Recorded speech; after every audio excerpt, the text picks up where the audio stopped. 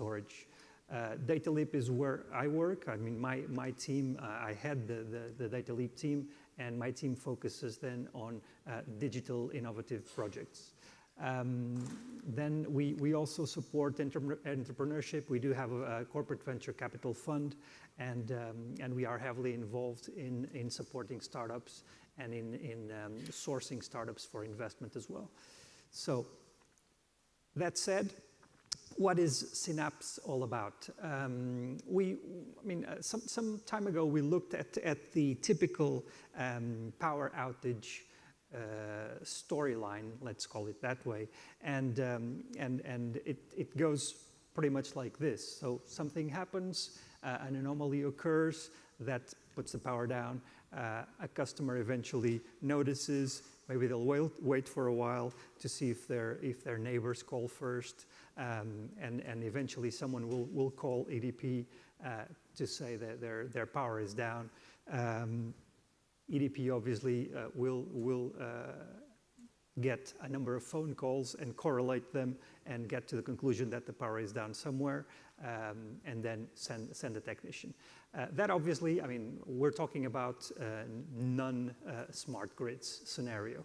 In a smart grid scenario where you have smart meters, that's the story is a little different, but we're not quite there yet in a scenario where we have smart meters everywhere. So this is the story still in a lot of our territory and across Europe, actually. So this means that we depend on human interaction and on people reacting to actually detect power outages on the low voltage network.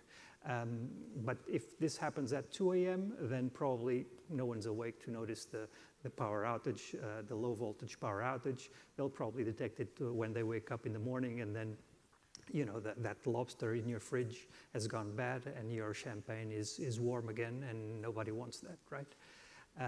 So there are some inefficiencies in this scenario that we wanted to tackle, and you know, we looked at this and we thought, you know, it doesn't need to be this way. This isn't quite right.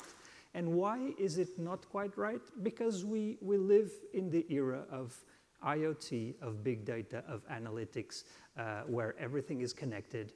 And you know, not only the things in our homes, but also, you know, behind companies' firewalls, there are a lot of devices that are connected somehow. We call that the IIoT, or the Industrial Internet of Things. And there is a huge number of devices that I could go through, but I'll just give you some examples. For example, cable operators. I mean, the cable set-top boxes in your homes, they are monitored in real time, and the cable operator knows when that specific box has gone down. As well as obviously mobile telecoms, you know, the antenna, the base transceiver station, or the cell phone tower, as we usually call them, in the top of your building. When it loses power, when it goes down, the cell phone company also knows that in real time. Security firms with alarm devices in your homes. Financial players with ATMs and payment terminals connected and communicating all the time. They also know when they go down. And other utilities, such as water utilities that have, for example, water pumps. Obviously, they work with electricity, and if a water pump goes down, they also know it's down. So there's a huge amount of information out there that, if combined, could give us a fantastic visibility over the status of our own network, and we don't have that information. So our hypothesis was, what if we had this information? So we approached a number of partners, and we started by the 3 major cell phone operators here in Portugal, and we convinced them to share that data with us, which they did. And once we got them connected, you know, overnight, EDP just gained 1.8 million sensors with 0 investment. Obviously, I mean, the question I get usually is, okay, so what's in it for them? You know, usually, you know, you just don't give your data away that way, and that's true. I mean, the same way we, you know, we use Gmail and use Google's services, and we give our data away to them, and we just don't care that Google knows where we are all the time, because we use their email for free and we use other services for free because we have something to gain from that, right? So it's the same way with these partners. They are getting information back. When they send us these events that the power went down in their assets, we actually give them information back. If it's a known outage, we'll tell them when is that outage going to be solved. So the time, the expected time for repair. And this is valuable information for them that they can channel through their operational processes and use in their behalf. And then the project here started to shift a little bit in the perception of value. In the beginning, we thought, okay, it would be really cool to have outage information in real time, and when that first customer calls our call center, we could tell them, yeah, we already know. But actually, once we built this information platform where information could be exchanged not only from the partners to the utility, but also from the utility to the partners, then we realize that there's value here as well, because outage is only one of the types of information that can flow here, but we could flow much more information, like scheduled maintenance, so that they know that the power is going to be down in 3 days in a certain area, or other types of information. I mean, there's real value in this. In this communication channel, and both for EDP and for the project partners. We are definitely seeing a win-win project here. Our partners value it as well, and they are heavily engaged with us in making this happen. Both from an operational perspective, they have obviously some optimization to do with the information that we provide them. We do as well. In the end, this is better quality of service for us and for them. So it's working quite well. Now, I'm not going to go into a great amount of technical detail here for obvious reasons, but I would like to give you a little peek under the hood, so at least to let you know how this works. We have all these streams of these events coming at us, but how do we actually process them? So we actually, I mean, the name is a little bit intimidating, but we correlate them in space and in time using a complex event processor. And how does this work? So imagine we have sources A, B, and C, hypothetical sources. I mean, they could be the 3 operators in Portugal. And we get from source A, we have this picture. We receive 2 events. One event saying the power is on and one saying the power is off in different points of Portugal. Now, just for the sake of an example, let's imagine that map of Portugal is printed on a sheet of glass, okay? It's transparent. So in 5 minutes' time, we receive another sheet of glass from the second operator saying that the power is down in those points. And in 2 minutes later, we receive another sheet of glass saying it's down, the power is down in those 2 points. What's the point of me talking about sheets of glass? When you superimpose them, if you look through the glass, you'll be able to tell in which points the three events are coinciding. So when they coexist, right? And obviously, those events will be correlated. Those 3 events will be correlated, and we'll know with a great amount of certainty that that is not a problem of the network operator. It's a power problem. It's an energy problem, because all 3 of them are down in that specific point. So basically, that's what we call spatio-temporal correlation.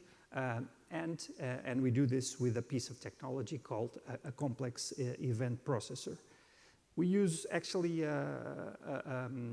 an open source SEP engine. It's called Esper, and we used heavily open source throughout all the project. And the way that we configure this filter of events is called a sliding window, and it's not more than a cylinder where you define which width do you want for the sliding window, meaning which is the diameter of the radius of territory that you want to cover. Ours currently, I think, is between 1 and 2 kilometers for low voltage. And then you define also the depth of the cylinder, meaning how much time do you want to cover. And we're covering more or less 15 minutes right now, which means that all the events happening in a window of 15 minutes and a width of 1 or 2 kilometers are correlated, right? And that cylinder is the actual filter for these events. Results. I mean, we have encouraging results, far from perfect, but encouraging. We can compare the outage spectrum coming out of this complex event processing scenario with the outage scenario given to us by our current operational systems, and they actually, they coincide a lot if we look at, for example, stormy days or complex days from an operational perspective.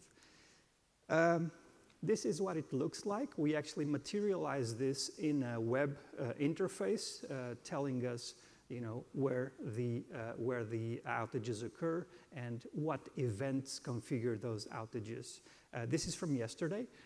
We actually had, in this case, we had 26, in that specific event, we had 26 set-top boxes down in a given neighborhood or in a given area, and so that is one of the events. If you look closely, we have 4 of those events very close by each other, so that indicates to us that that's probably a power outage. And I'm coming to the end of the presentation. I'm kind of rushing it. But I would like to share with you 3 key learnings and 3 major challenges. So the first key learning, I think, is that sharing data between partners works. It creates value for all, and the correlation of all the data, the combination of all the data is of more value than its parts, and this is a very important learning. The second learning is that you don't need a huge investment to collect value from these projects. We spent very little. We used open source software. The development effort wasn't huge. So thinking small can also give a big outcome. And the third learning, and that's something that I referred to before, has to do with the communication channel. So at first, this was all about finding outages, but now we're actually finding that this communication channel is something very valuable. So we're kind of pivoting the project towards the communication channel itself and seeing what information can we exchange with our partners to obviously provide a better service as a distribution system operator. 3 major challenges: data quality and consistency. When you work with a number of players and your output depends heavily on the input data that is coming in. Obviously, that's the old rule: trash in, trash out. So we need to be sure that the data is the quality of the data is good, and working with the partners to guarantee that is a challenge. Another challenge, obviously, stakeholder engagement. The more partners you have, and you have to keep them aligned, and if you need to do a small change in the communication channel and it changes for all of them, you need to align them. Anyone who's worked with the European Commission knows that stakeholder alignment is a challenge, right? Then integration between systems. I mean, we're talking about systems that are built on somewhat unproven technologies, definitely very, cutting-edge technologies. And when we go to our IT departments and tell them, we want to install this on a production server, they kind of look at us funny, and it's a challenge. I mean, so there needs to be kind of a sandbox environment to play with these things, and then carefully introduce them in our operating scenario. So 3 next steps for the project: definitely improve input data quality. We want to reduce significantly the number of false positives. We want to work with the partners every day, if possible, to improve the overall quality of the data. Engage more partners. We only have 3 partners. Obviously, they give us a lot of value already, but the more the merrier. The more data we have, the better the outcome of this project. And then we'll definitely be working with others. Other utilities, definitely. Also, definitely the payment systems operator in Portugal, SIBS, is a good candidate, and others.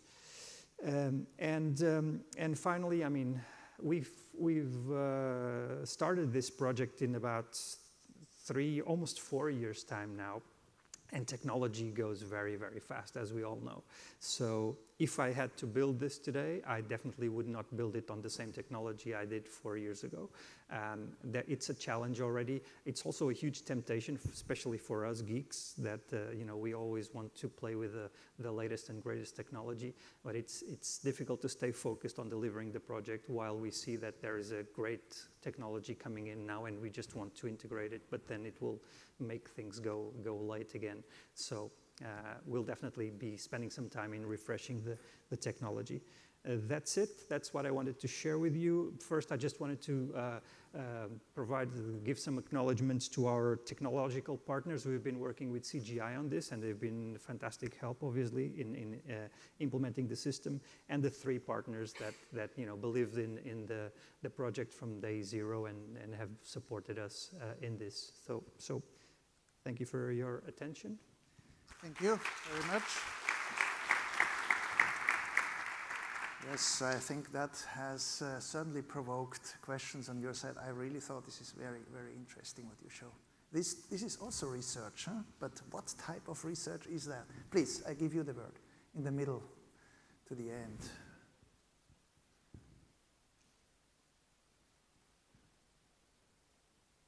First of all, I would like to thank you for your incredible presentation. I'm Marco Furtado from Unicos AG.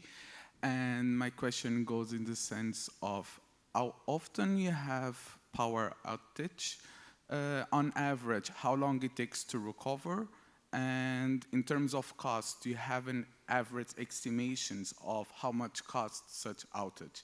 And since you like innovation, and this is more a provocative questions, are, for example, EDP innovation, planning, for example, to install systems with black start capability, which could avoid such problems? Well, a lot of questions in one. I'll try to address them all. First, how often do we have power outages? Well, very often. I mean, not of a lot of very lengthy ones, but we have micro cuts, micro outages pretty much every day. We can see them in the system, so most of them go completely unnoticed. Some of them don't, but we have those. Your second question was about how sorry? The recovery time. I kind of answered that in the first one. Most of our outages are very short in duration and go pretty much unnoticed. But I don't actually have the hard figures to tell you. I'm sorry. I'm not a distribution expert. I'm an innovation guy. And the cost, I don't have that figure either. I'm sorry. I can get back to you on that. Start capability systems? My colleagues from distribution will know. I'm not aware of plans to actually install those as we speak. I mean, right now, but I can get back to you on that as well. Thank you. further questions from the audience? I have one. Sure. I think it's so important that research projects talk about space and time, you know. Mm-hmm. What is your radius? I liked very much you talked about 2 kilometers, 1 to 2 kilometers, and about time, you know. This is the 15-minute project about. And now my question is, do you think to go to shorter times and to other applications, for example, like you know, each of these boxes could measure the voltage, you know. Mm-hmm. I mean, not when it's just outaged. Do you think of that? I mean, these are interesting thoughts, you know. Let's use these devices to transmit the stuff in masses back, you know, to you. No, that's a very good point, a very good point. The width of the windows and the length of the windows go, they correlate with the processing power needed to actually then crunch the numbers. The bigger you make the window, obviously, the more processing power you'll need. And for persistence purposes, you'll need bigger machines as well. So we kind of settled in that in those dimensions, the 15 minutes and 2 kilometers. We're working with those so far, and we still have to fine tune those.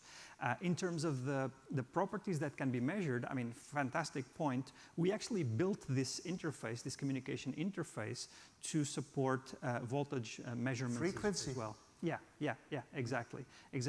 Not many of the equipments that we are dealing with have voltage measurements in them, but some do.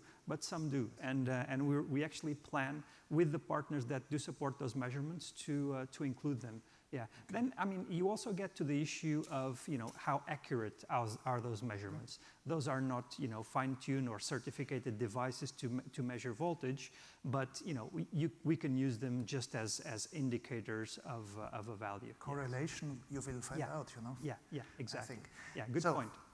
Thank you very much. Let's go to the next presentation. Thank you. Thank you. The next one is about the Conifer and Massena project in France this time, and we have two presenters, Benoît Robins and Guillaume Gazagne. Thank you. S'il vous plaît.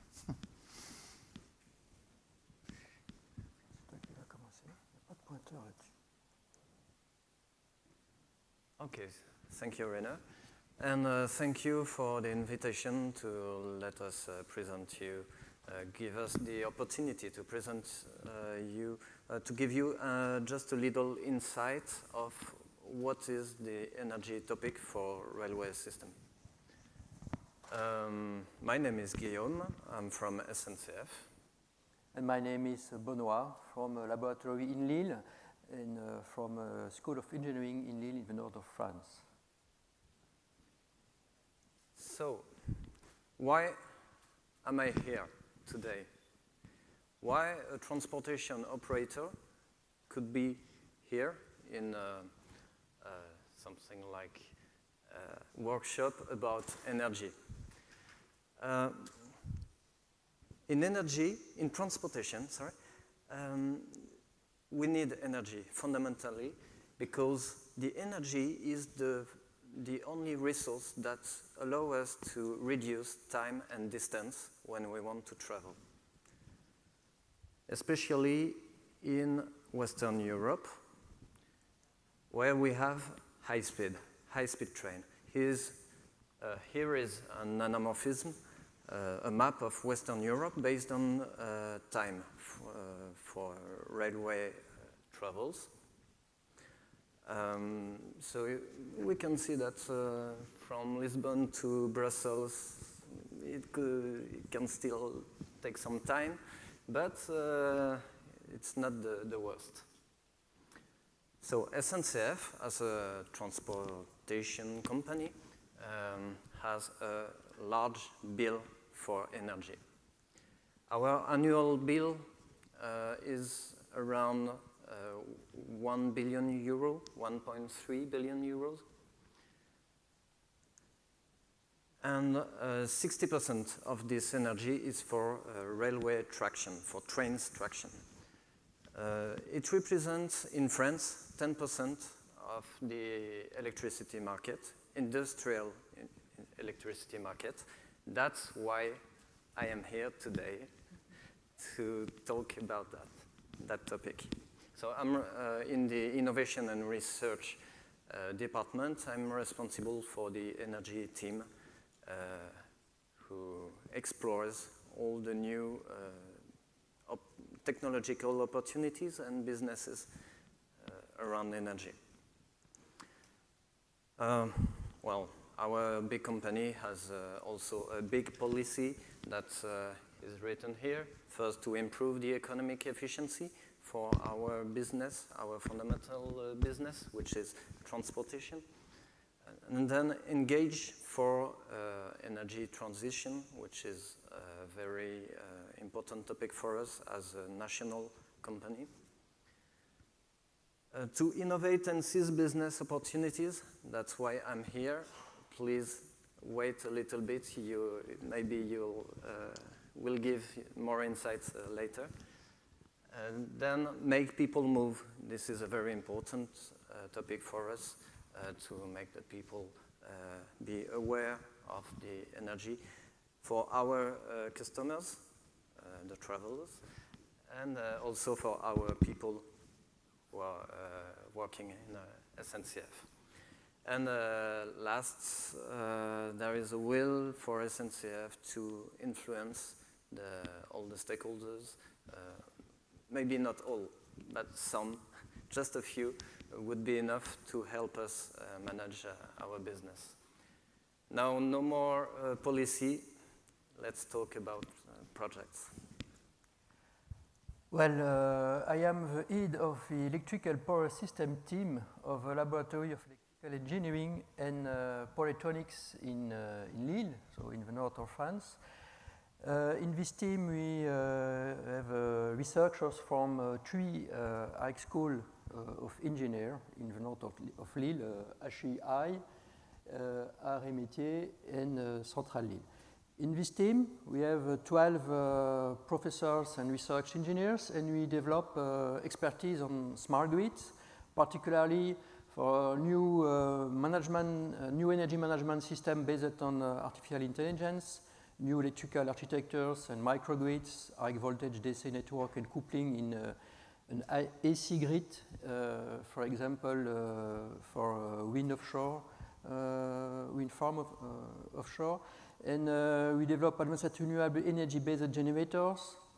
We study particularly the application of the storage system, the management and the valorization in the grid systems.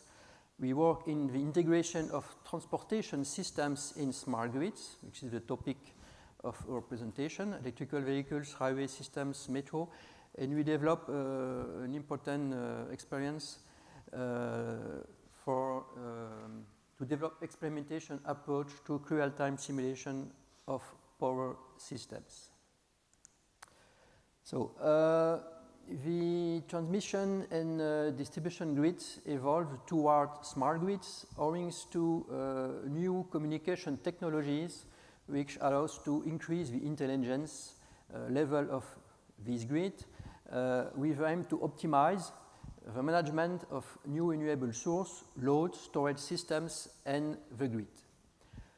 Smart grid technologies interest also the highway systems to optimize the recovery of the braking energy of the trains, to integrate renewable production, storage systems, to ensure high quality train supply, and globally to increase the energy efficiency and to reduce the energy cost of a highway system. But a particular difficulty to study smart grid in a highway system is that the main load is moving. It's a big difference with classical smart grid, which are already very difficult. You can see in this picture at the left the integration of photovoltaic panel, an example of integration in a highway station in Japan. And in the left, a scheme which illustrates the integration of the system with the highway network, and we will develop this aspect in the other part of the presentation. In the future, energy hub could be developed around the highway station, and the highway network to integrate renewable source, but also electrical vehicle with reversible load, allowing an optimization of the power flow between trains, source, and loads, between trains and the highway stations and the electrical vehicle, for instance.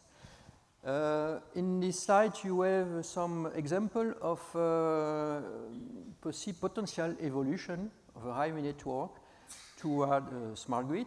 At the right, different technologies illustrate how to recovery the braking energy, to introduce reversible substation, to introduce storage.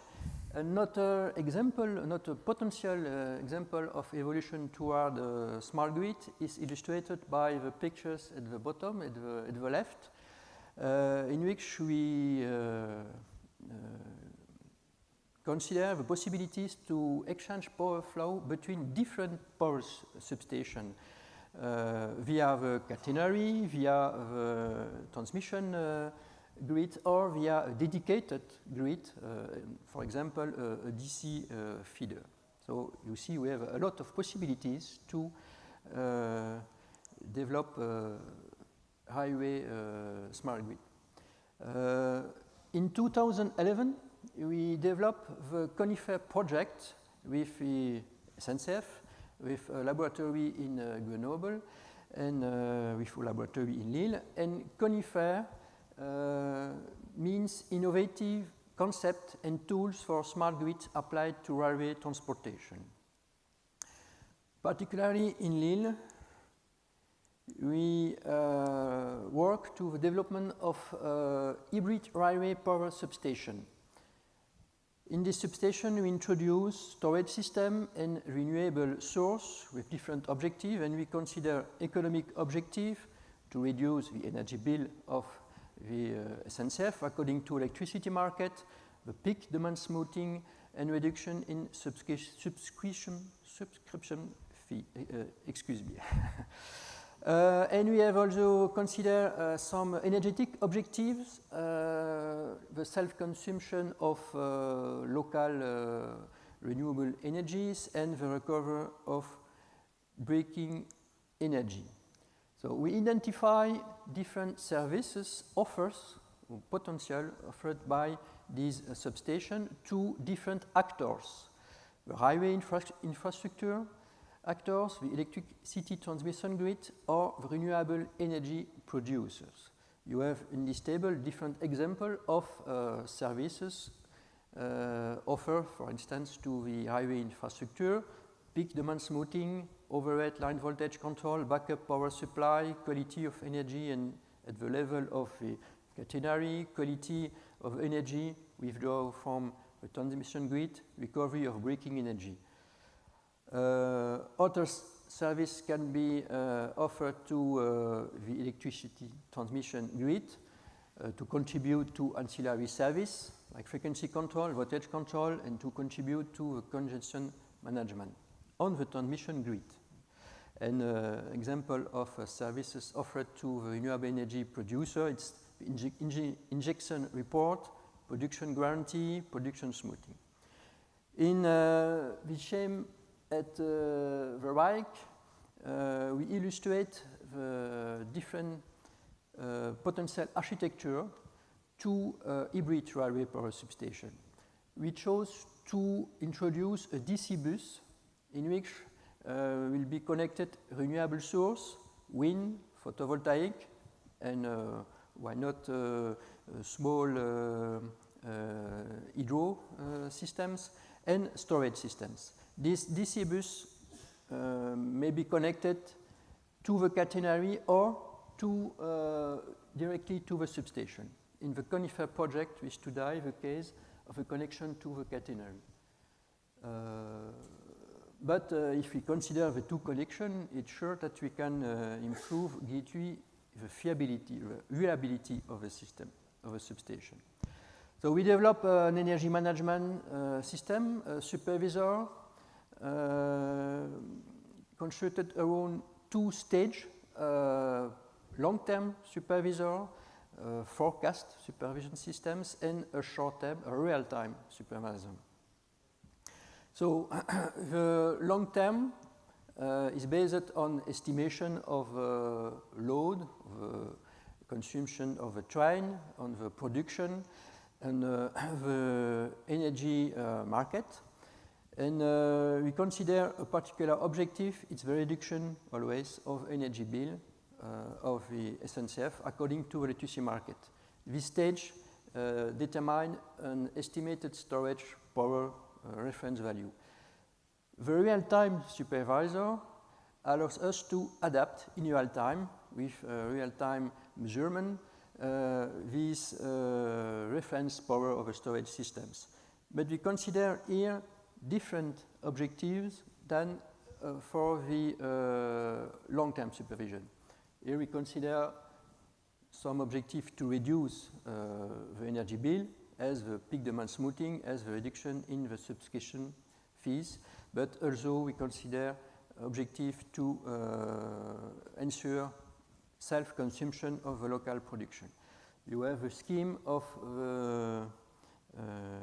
surveillance systems which for real-time systems is based on a methodology developed in our laboratory in Lille using physiology. So some results to illustrate the performance offered by this approach. We consider simulation during 1 week. At the top, you have in blue the curve of the consumption by the train at 20 megawatt substation in the Paris suburb. And in red, in green, you have the profit assumption for a renewable source. At the bottom, you have different evolution. In red for the electricity price on the market, and in blue, evolution of the storage, the reference power of the storage, but the forecast reference. To evaluate more precisely the performance, we consider indicators, and in this case, particularly 3 indicators. First, the monthly component of exceeding subscribed power. It's very important to reduce the electricity bill.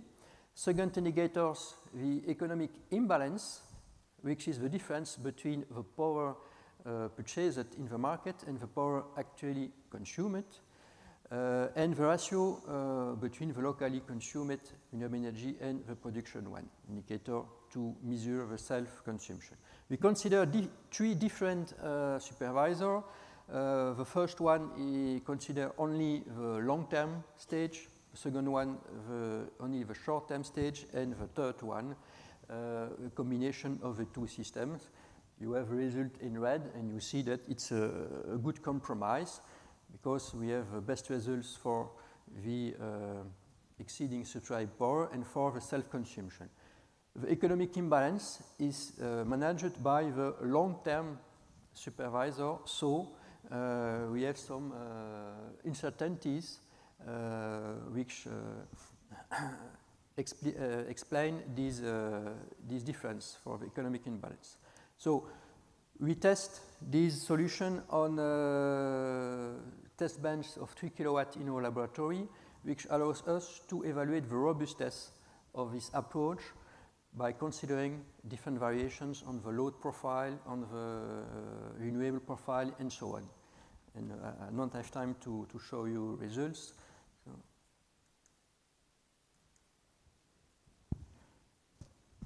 Okay, thank you, Benoit. That's very important. These very important works that have been made in collaboration, partnership between academics and industry has been a key point for us to evaluate the concept of the hybrid railway substation. And then our question, we wondered how to go through the time and make this concept reality. That's what innovation people used to call the Death Valley. around technology readiness level 7. When you have to go to the prototype, many projects will fail maybe, because it's the very moment with uncertainty and with resources that you have to decide to put on this project. So our answer was to go further and to use HIL for hardware in the loop that Mr. Alves explained just before in a good manner. So that's a way to go through the simulated environment to the real prototype via a semi-virtual environment, where we merge I will only repeat this sentence, when we merge some equipment, real equipment, with environment which is simulated. So you can guess that it's very difficult for us to say, hey, the train here, stop, okay, you just park here and we will use you just for a few months to do experiments. It's a little bit costly for us and for our customers, of course. So on this slide, it's just an overview. I won't go in details, but we reused, oops, that was not my goal. We reused the energy management system, which is the software part, which was developed by in the previous project. And we installed it in our laboratory to first validate all the protocols and the performance on our own equipment. And then we had a partnership with EDF, and we used their platform Concept Grid, where we went to a scale up with some real equipment representing the distribution system. So there was PV, a real battery, and we simulated all the railway environments.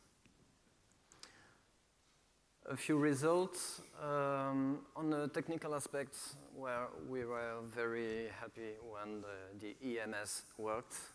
That's just obvious, but that was a first step. The performance and robustness were confirmed. We tested several communication protocols and services, both for our own demand, but also for the network, for the transmission network. And that was very interesting to do this in partnership with a utility, which was EDF, because they went with their insights, and they challenged us on our design for the hybrid railway substation. On a financial aspect, here are a few figures that we would like to confirm further with another step, which would be the first hybrid railway substation in real world. So that was an example of the project that we worked on with the hybrid railway substation.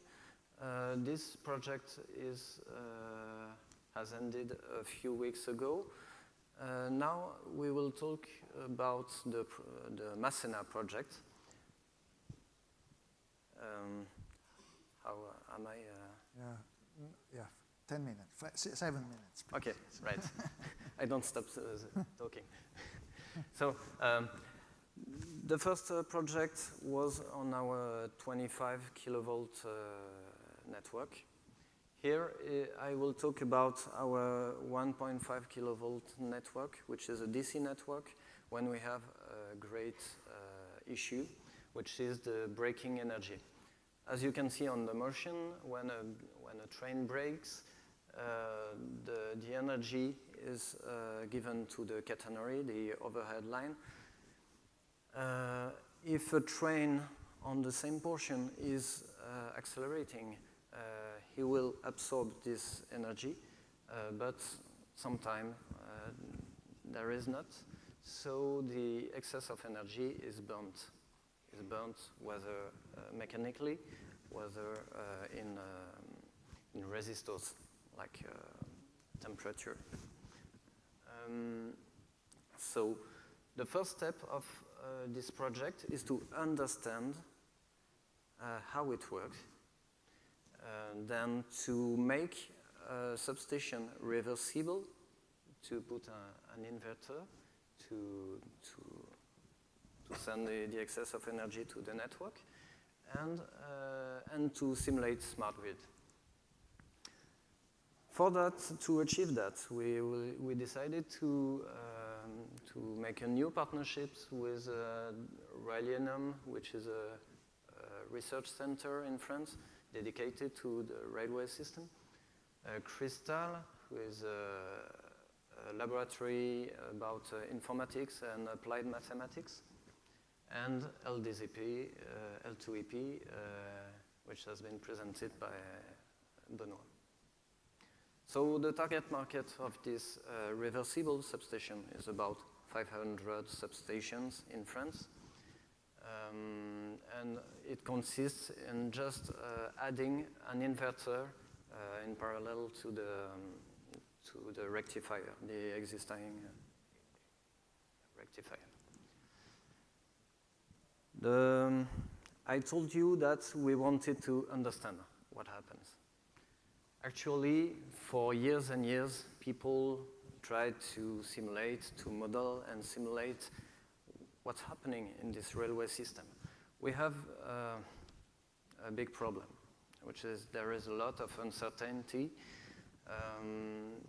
To make you understand, for example, when you are, as a man or woman, in your vehicle, when you drive, the way you drive is about 30 to 40% of your energy consumption. You can influence at these levels. It's almost the same in trains, a little bit less. And so, depending on the events on the path, depending on the weather, depending on the traffic, there are many criteria, many variables that could influence this consumption. So our first answer to this problem is to make statistical models. And the goal of these statistical models is to get rid of all the intelligent things that we have made during years and try to just be pragmatic. What is the energy, the consumed energy, and how to imagine it would be on another substation. Then the other part of the project is to simulate the smart grid, the railway smart grid, with here an overview of the big topics, the big issues for us. Where to put the inverter, how to manage it, where to put the smart systems, the intelligence. Do we want a very central intelligence? Do we want to, how equipment will discuss all together? With a few technical topics which are detailed here that we could discuss further. So there are many possibilities, and we have to make choices. That's very difficult for researchers to make choices. And so we developed a kind of a methodology to make things clear. I'll talk very quickly about the perspectives, just by saying that we want to develop our own energy management system and to challenge our providers. I know that some are in this room. The equipment providers bring their own software in their equipment, and we believe that we could together work to make the system more efficient by just adjusting this software. And among all the smart grids typologies, here an additional topic.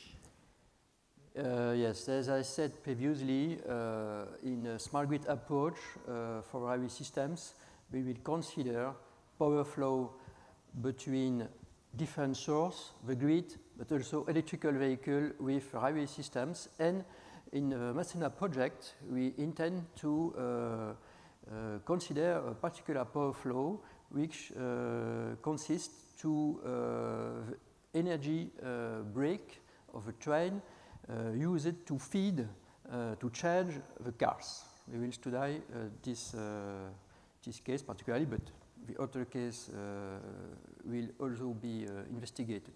So these results only to illustrate the potential of electrical vehicle and vehicle to grid. For highway station, because in another project we study with SNCF the possibility to reduce the supply power with intelligent management, but we study also other scenario based, for instance, on the regulatory tariff sales or to spot market tariff. I don't develop, and to conclude, Guillaume will also a few questions that I want to ask myself and propose you to answer with us. What worked in the project? First of all, hardware in the loop has been for us a very good discovery for how to develop things. It's very used in the automotive industry, for example. In railway, it's quite new. The EMS development I already talked about, but it is very crucial up to us in both design and operations of the equipment. Then multipurpose batteries. They will probably be all over the railway system, in trains, but also stationary systems. Could we share it? Could we use it for our own problematics? For us, it's maybe voltage ladder. For you, well, you know better than me your problems. And now what to investigate? Demand response is for us something which is very meaningful because we are highly intensive. The energy is our main fuel, so it could also be the fuel for other people. But we face a regulations problem. So maybe there are some things to imagine about portfolio aggregation and other demand response, load balancing topics. The multi-layer energy management systems. We are still in our global reflection. We don't know how. We don't decided for now how to manage it. And statistical and deterministic models coupling, which is very also important for us. Sorry for repeating, but as we are a lot of uncertainty in our system, it's a way to achieve and overpass our problems. Thank you for your attention. Thank you very much. Again, it's a different angle, what we heard about, type of research along electricity. It's called smart grid, applying smart grids, terms which, you know, everybody sees things in a little different angle. Questions before we go to the round table? Yes, please, Eric. Yes, stand up, and then you get your microphone switched on, I guess, yeah. Maybe I can take yours. Yes. It works like this. You were showing some thoughts about where to place the inverters so as to feed, if I understood well, the reverse flows in the AC network. Why not use storage devices in substations? Because you already have the devices everywhere. You don't have to wonder where to put the connections. In the Conifer project, we consider storage systems in the substations, but in the Masena projects, we will try to solve the problem without storage systems. Storage systems cost a lot, and we'll try to go so to introduce intelligent EV systems so far as possible without storage. But at the moment, we will introduce storage as small as possible. That's the idea, if you will go. And, okay, thank you. There is a question in the middle at the back.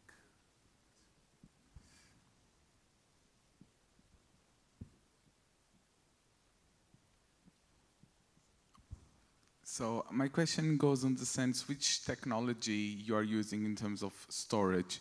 And I would also like to thank you for showing that storage is very interesting and it's a reliable technology for such interesting system. And just a small footnote that sometimes we have the perception that storage systems are expensive, but as a commercial on the area, I must say that's not totally true, and I will be very happy to discuss with you offline some storage prices. Yeah, and actually we have the storage session just coming after that, so let's leave the storage questions for later. I just have one. You know, when I'm thinking of railway grids, we all learn, oh, they are totally dynamic, things happen in times which we are not used in our main electricity grid. Do you think our grid will look the same way as yours in 10 years, you know, because we have volatility, we have stochasticity, we have, you know, all these effects which you already have may come into the other worlds. What do you think? You know, how much can we learn from your experience, actually? That's my question. From my experience or his? Well, from this field of an industrial system which may impact ours, who knows, you know, where we can learn, you know, what do you think? Well, it's an inspiring question. And we don't need perfect answers for now, just ideas, you know. Yes, we cope with uncertainty. We try to solve actual problems. Maybe in 10 years, we won't be able more than today to solve it.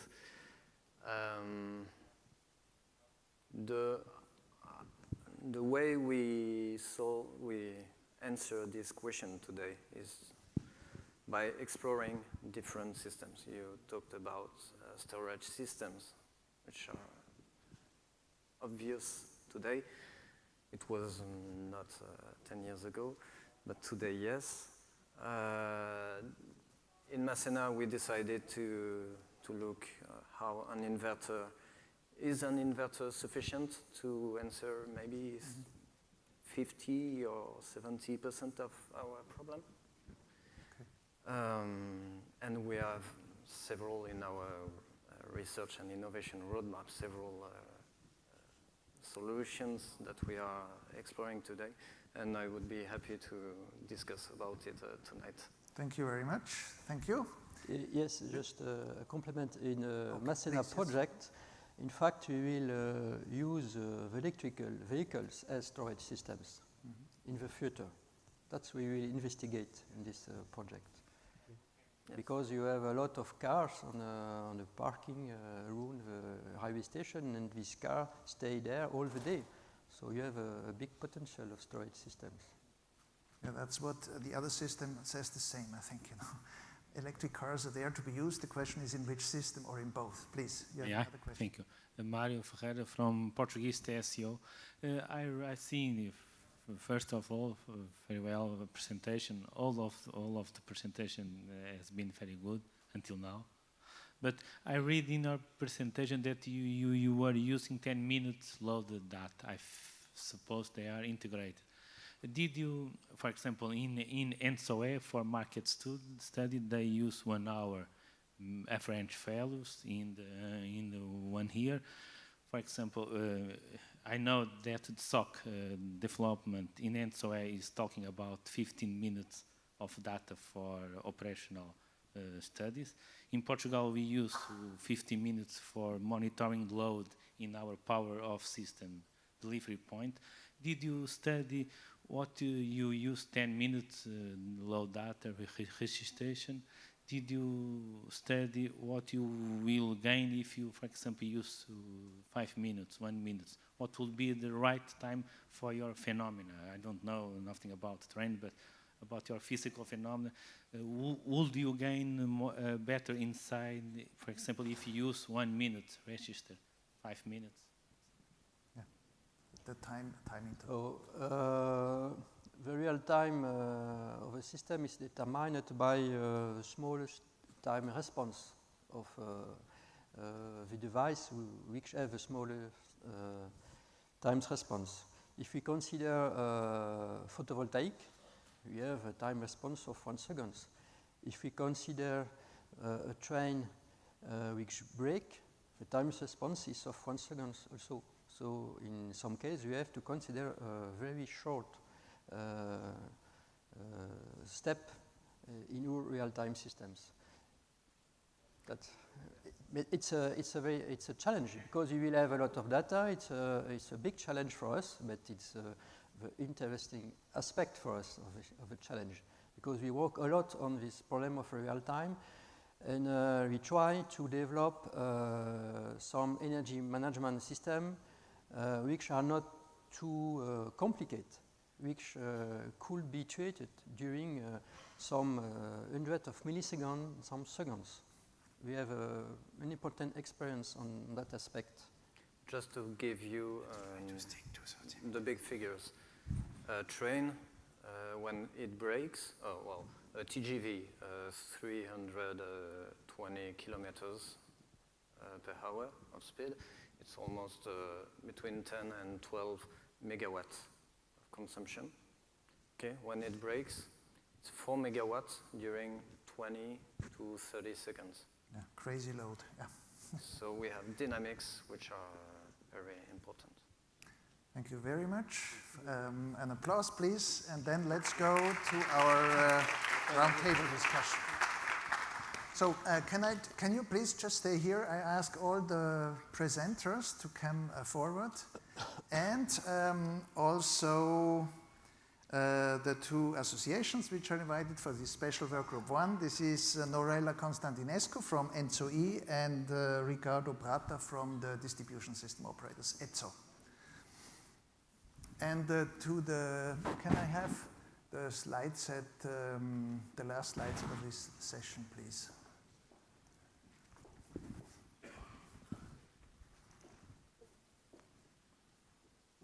Yes.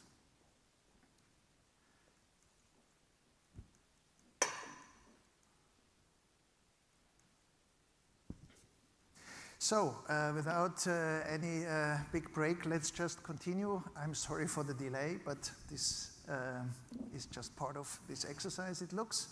We already were delayed in Aachen a little bit.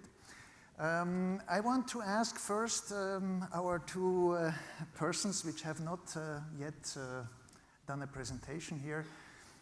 So what you heard today from this project selection, do they solve the problems which ENTSO-E needs to be solved? Or, I mean, this is certainly not the project and they cover all the topics. What did you get out from these projects, Norella? And then I will ask you from the ETSO.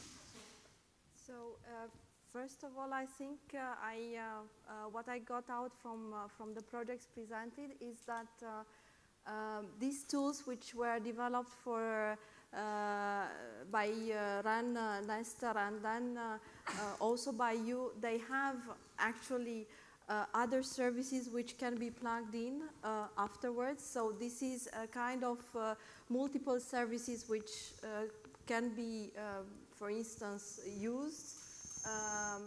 Then what I was thinking, so this will be a little bit extension on horizontally of what we can do with the tools.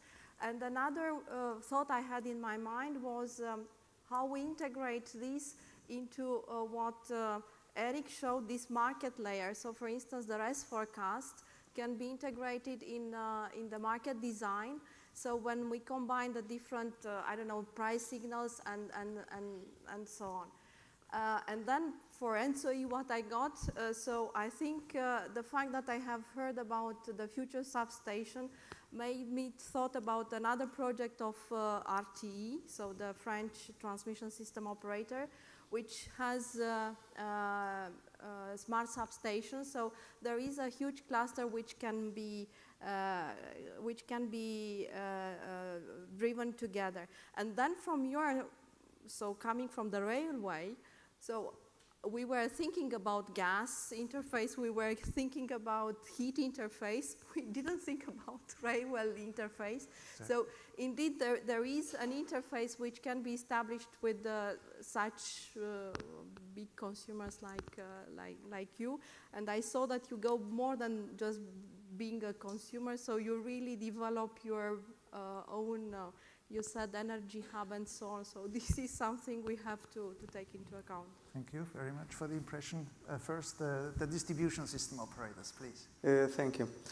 We have very good ideas out of the box presented here, and I congratulate the presenters for that. And we have very good ideas of topics that are really very important on the moment. We are working hard on building smart grids and the smart grid infrastructure, and we were shown how this is a concern for the TSO, and it drills down to the DSO. I mean, we are improving the capabilities of our primary substations and also improving the monitoring of secondary substations. So this is something that is happening in all of the levels of the network. And we've also learned the importance to interact with other stakeholders, even some stakeholders that would surprise us. We saw that on the Nestor project with a very good interconnection with the communications providers, and how can they bridge a gap before we have a full rollout of smart grids, which, by the way, it's not scheduled on this moment for all European countries. In Portugal, we still don't have a final decision, even if we have already deployed more than 1 million smart meters. In Germany also, I'm aware that there is not a final decision. So this might bridge a gap between the technology and state of the art at this moment, and what we'll be able to do in the future. And I was very impressed with the project regarding the French railroad system, because it is not an obvious partnership, let's say so, regarding development of smart grids, incorporating the experience of this very large usage of electrical energy system, and which also operates a network of their own. This interface can really be very important, and we are talking of electrical mobility ever more, and this also places a challenge for a different kind of electrical mobility. And also in this issue, things are starting to get fuzzy because you are already hearing about projects of electrification of highways, so the trucks can operate with an electric motor without the battery. So this also makes us reflect on the challenge that we have ahead, and how should we prepare our network for those challenges. Very interesting. Can I just, before I open answers and questions, do we do enough on, I mean, you are an industry, the electricity, it's a kind of, it sees itself as an industry connected to the big grid, I think, at least in some countries. Do we miss other industries? Do we understand the big industries well enough? You know, we always or often talk about households. It still appears most of the time in many projects. This is, at least in Switzerland, where I come from, it's 30% of electricity consumption, and the rest is 60 or 70%. Do we know the industry well enough? Can you reason on that, or do we need more research? I mean, how flexible is the industry? What are the processes? What are the needs? The heat needs, gas needs. Do we know enough about that, or is that another field which was so far outside of our thinking? Can I bring that question? Who wants to answer that? Do we know enough about our industrial load, actually? And the flexibility it can offer, and all the things we need for our systems? I think in the beginning of this workshop, there was a question about new actors. So if we really research, we take it, so in our implementation plan and roadmap, we take into account new actors. So for instance, I do not think that we were thinking about this interaction with the railway industry. So we think, of course, about industrial applications, which are loads going on and down. But in your case, I think it's more complex. So the interface is more complex, and I think this is something we have to maybe to take into account. That's okay. Mm-hmm. And the same for IT, so your work in, and the fact that you benefit so with such a limited amount of budget, for instance, or with low budget, so you got a lot of information. I think this is, of course, we have a digitalization working group, but I think this is a very nice example how to access all this data, and then what you do with them. Thank you. Somebody else wants to answer that? I think from my experience that it's very important to get this feedback from the industry and get to know the industry even better. So it is very important to involve other stakeholders on this roadmap, and to disseminate what we are doing on the roadmap and our goals as broader as possible, in order to be attractive, to be able to attract and get new ideas from outside the energy industry. We are doing one research project, the Intergrid, which was shown, that also involves a water utility. That's an obvious partner, because they have some storage capability associated with water storage. But it's important to bring more industrial partners and more end user associations into this roadmap, in order to get knowledge, more rich ideas. Thank you very much. On this topic of industrial activities, questions from the audience or responses. You can also give your opinion. Actually, it's a talk with you. You know, you're part of the round table, a big round table, if possible.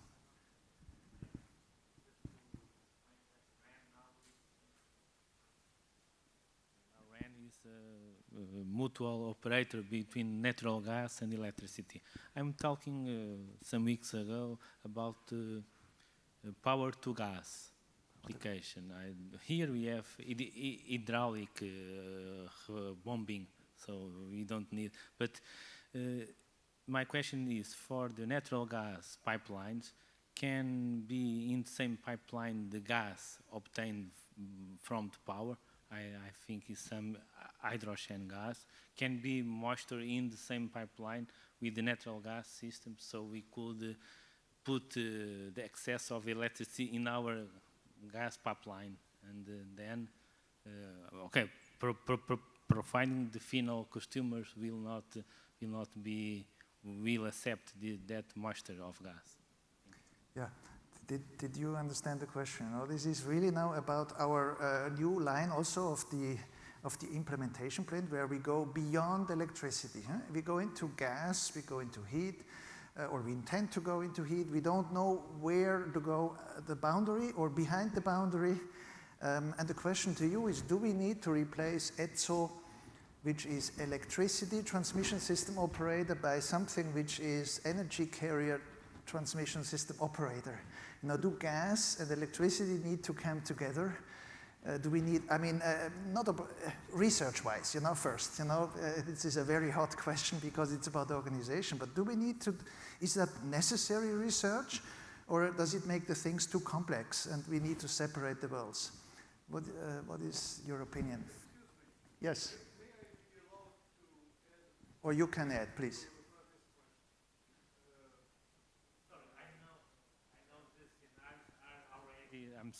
Are already combined by gas. ENTSO-C and ENTSO-E are already combined the scenarios for the NDP 2018. I know that, but I also know that as some people are asking more for ENTSO-E and ENTSO-C to studying the assembling of gas and electricity. So my question is to how the practical application of power to gas. Okay. Yeah. Okay. My name is José Osório, and I would like to add something to this question, because it emerges in the context in which some of the assets, generation assets, and gas transportation assets may be questioned as they use fossil fuels. And what has come up in some countries, in some European developments, is that it is possible to hydrogenate gas, enrich it, and use it in the, and this is, I think, what my colleague was referring to. But besides this, there is the question of even producing methane from using the excess power which sometimes we could have in a system which would work fully depending on renewable energy.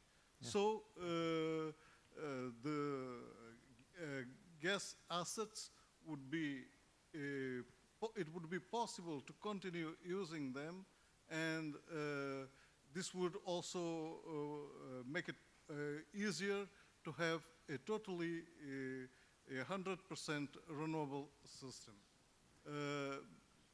And since I'm talking about assets, I would add another aspect, which is the decommissioning of fossil fuel-based thermal plants.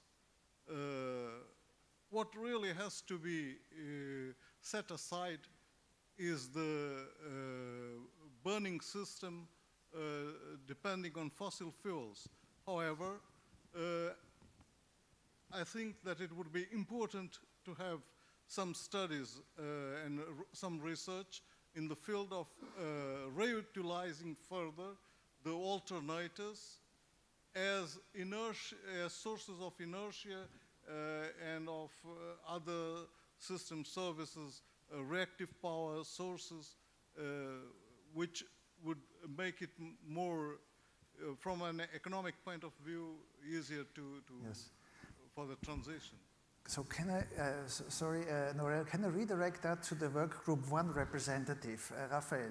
Do you think this is a type of, these are types of questions which should be dealt with in our current structure, work group 1, for example? Does it fit there? What do you think? You know, what is your opinion? And this is really talking openly about things where we are not all so sure, you know, so well, please, just be free. Today, this is not included. It's is not included in our objectives and scope. So we might evaluate if it's feasible to tackle also those interaction with the sectors. But to be honest, personally, I'm not sure, because we are talking about interfaces towards other sectors, and the boundary condition is the interface. Of course, if we see potential synergies with sectors where we can go beyond this interface, why not? I'm not an expert in this field, so I would let the door open to evaluate, but within the next maybe working plan, in the sense that this year is already full of activities within our objectives, but we could have an evaluation of that. Yeah, let's leave it as an open subject which we need to deal with. Who does it if that is a relevant question, you know, and who resolves the questions? Somebody else from the audience wants to answer this challenging point? Yeah, maybe I can answer. I can add something. I think this is pretty much aligned with this goal of ETIP SNET to create synergies between electricity and gas sector. So I think power to gas is a good example of how this synergy can be created, and how can we take advantage of the excess of production to generate gas and store it in the gas pipeline. But yeah, the regulatory aspects of it, I think it's still a barrier to move to that step. Okay, thank you. Further questions from the audience, please.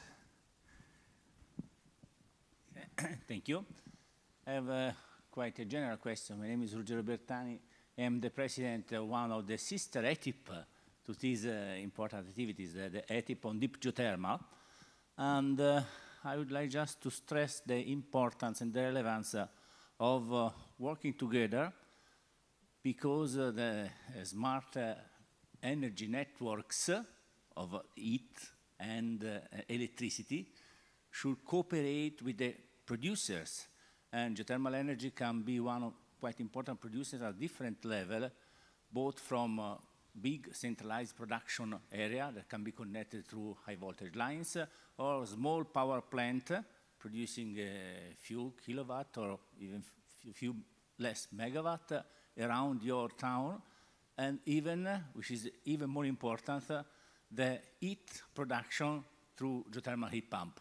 So having altogether the integration of geothermal energy plus other renewables, like for instance photovoltaic panel that can boost the electricity which is needed for the geothermal heat pump, is really important. And we are realizing in these days our vision, as well as the implementation plan with the temporary working group. And in our vision, we are stressing really the importance of cooperation with the smart networks in town, or aggregation of houses. So I'm just recalling that one of the important points for the deployment perspective of the smart energy networks is the cooperation and integration with the producers, which are quite important from many points of view. Thank you. Thank you. Can I hang in on a question here, because that was more of a statement. Do you think, or do you, the audience, think that the electricity grid is still the backbone of the future energy system? Or is it getting a minor system where individual households will just self-sustain themselves with a very thin line? What do you think? Is the electricity system on all levels, distribution today and medium level and high voltage level, is this still the backbone of the energy system or not? Because, I mean, we don't need to give the answer here, but do we know the right questions? How do we find out how this goes, or is it simply given? Who wants to answer that question? Backbone electricity system, yes or no, and what to do to find out about it? If I may, please. I do believe that the electrical network will always be a very important background to integrate all these needs. With network, you can achieve a huge economies of scale and also of scope. So you can integrate all these needs. You can import energy in some moments, export on the others, do this balancing, and at the end of the day, what we are selling at the end user, it's comfort and it's easy of use. He wants to switch the lights on whenever he wants, not when he has stored some energy whatsoever. And this creates the opportunity for develop the network, taking that into account, and to make sure that the network operates in all these levels. You still have to have an integration, of course, with the transmission network, because you also have diversity of transmission systems in Europe. In some parts you have wind, in other parts you have hydropower available. You want to make sure that you can do these transactions on a cheap and efficient way. So I really believe that the network infrastructure, the backbone, as you call, will always be very important to facilitate all these transactions that are happening at the same time. Can I give I'm sure everybody could answer or could give an answer on that. Can I give it to the audience in front, please, second row? And there are more in the background. I will try to consider them. There's a microphone here. Can you please bring the microphone to the second row? Sorry, there are two people standing. No, just okay. A quick question about the railway. I'm wondering how, I'm Antonio Liceto from Terna, Italy, how can the railway effectively attain a peak shaving, considering the intrinsic inelastic demand by trains, whose withdrawal of power is driven only by the time scheduling, centralized time scheduling of the train, especially if you don't have storage. Okay, storage was mentioned. We shouldn't take away all the things from the second session, actually, but I thought this gets mixed. Please, yes. Yes, my name is Patrick Clarence. I'm Secretary General of East Energy Storage Association. We speak afterwards. But just to reply to this question about the networks, we're talking about decarbonizing transport, talking about decarbonizing home heating, and this is always set to get electrified. So we see that electricity continues to play an important role. But we see that also, with all the energy needs we will have, we need to get the other networks, heat networks, are coming more and more. Energy storage via heat is very cheap and can solve a lot of problems. You don't need to go via electricity. We see this also that gas networks will be used, synthetic gases, hydrogen, whatever will be used for energy carriers. And we see already today in Germany some bottlenecks to get electricity from the north to the south, and some ideas emerging to do this via the gas networks. The cost is another issue. And we will maybe also see that it will not be AC as we have today. Maybe we have a parallel DC system, because electric cars, I'm not sure they need really the AC. So maybe Tesla will get finally what he wanted, his DC network, who knows? Thank you. So there may be competition, in quotes, within the electricity networks themselves, you know, that not only the other energy carriers. Norella, you want to say something? I think still the electricity networks, they will continue to be a kind of backbone because first of all, I think because huge investments which are done in this network. But I agree, so with the future, I think we need to take into account more and more optimization between the different interfaces and all these sectors coupling. So I think the network, the backbone should take into account more optimization coming from all the other sectors. Okay, thank you. Last question. On the research which we saw, I call this low, and this is the wrong term maybe, low-hanging fruits, you know, take what we can at a zero cost. It's one presentation, it's not zero, I guess, but low, huh? Should we do much more there? Do we miss areas? I mean, when you see that, why hasn't this been done so far? You know, you wonder. Do you have some further thoughts on that? Yeah, well, I think it's a question of exploring the intersections, really. We're very much used to thinking in our own silos, and I think, I mean, there's strong evidence of that when you break those silos and you combine knowledge, and you combine data that is stored in these silos, there's huge value to extract from that. That's what we did. That's what we set ourselves to do in the Synapse project. And I'm strongly convinced that it can be done elsewhere. I mean, it is being done in other industries. In the internet companies, the .coms of the world. They're not called .coms anymore, but the Googles, the Amazons are, they are doing just that, extracting as much data as they can and combining it in ways that produces value. I think that can be done across other industries, definitely in the energy sector as well. Yeah, thank you very much. I think time is running. Maybe I can add just something on. Where is the microphone? Yeah, here. Okay. Sorry. Something on please. EDP presentation on this power of data that we are seeing more and more data coming in, and it's definitively a challenge to understand what we can do with this data, or what knowledge we can extract from that.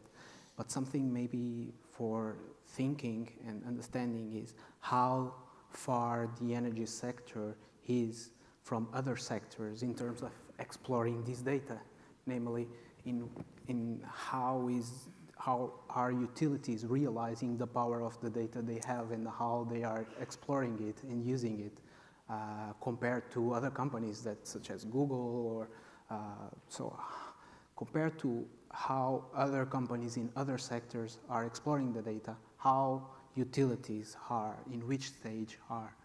Yeah. So maybe I mean, I think utilities in general, from what we've seen, and we've been talking to a lot of utilities. We just came back from an event that we sponsor with 8 other utilities from around the world. It's a global acceleration program for startups called Free Electrons. And I mean, what we've seen there is that definitely in talking to these utilities, we are way behind. I mean, my background, my personal background is in telecoms. I came from the mobile telecoms world. And definitely some of the challenges that I see now in utilities are the same challenges that we've seen 15 years ago in telecoms or 10 years ago. There's definitely a lot to be shared between industries, and it's also the capability of the energy world, the energy industry, to attract the right talent. I mean, I don't think I'm offending anyone or giving some great news if I say that the energy sector is not as sexy to someone coming out of the university, a data science major, wants to work for Google, they want to work for Amazon, they want to work for Uber. Their first choice is definitely not, one of the big energy companies. We need to make ourselves sexier. Thank you very much for that word. I think we need to close this session. To me, the impression is synergies among us are still to be researched, and synergies with others, be it energy vectors and communication and the other telecom vectors. This is where we need to go more. And I think that's quite an innovative conclusion. Thank you very much for you being here and the presenters, and you, the audience, for the questions. Thank you. And I think we will now immediately go for session number 2. A little bit delayed, sorry.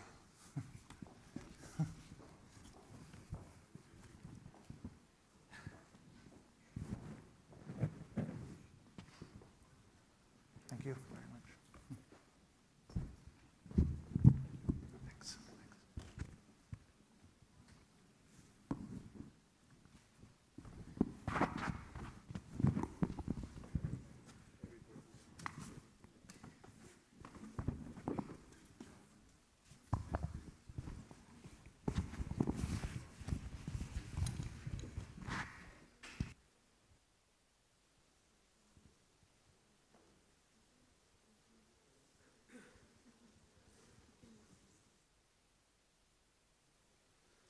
Okay. Okay, let's move to session 2.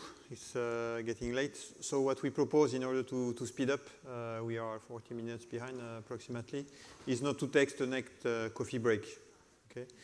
So we have 5 presentations and 1 roundtable. So let's start right away with Jean-Baptiste Barthes from EDF R&D, who is the Working Group 2 representative, and he's going to tell us about the activities related to storage and sector interfaces.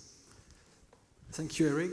So I'm a member. I'm from EDF R&D. I'm a member of the Working Group 2, and I'm glad to present to you Working Group 2 activities, which deals mainly about storage. But if storage topics only begin now, in the first session, we heard a lot about storage.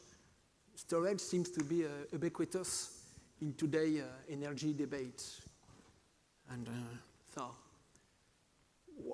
because I think it's a very good point that the ETIP SNET has made this group devoted to storage. Because today we have more and more intermittent energy in our power systems, and at different levels, we have more intermittent energy at local levels.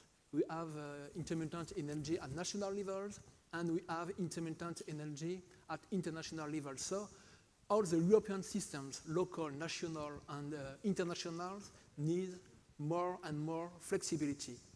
And storage can be part of the solution.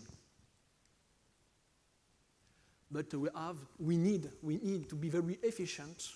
We need a common approach, a common European approach to deal with this problem of flexibility.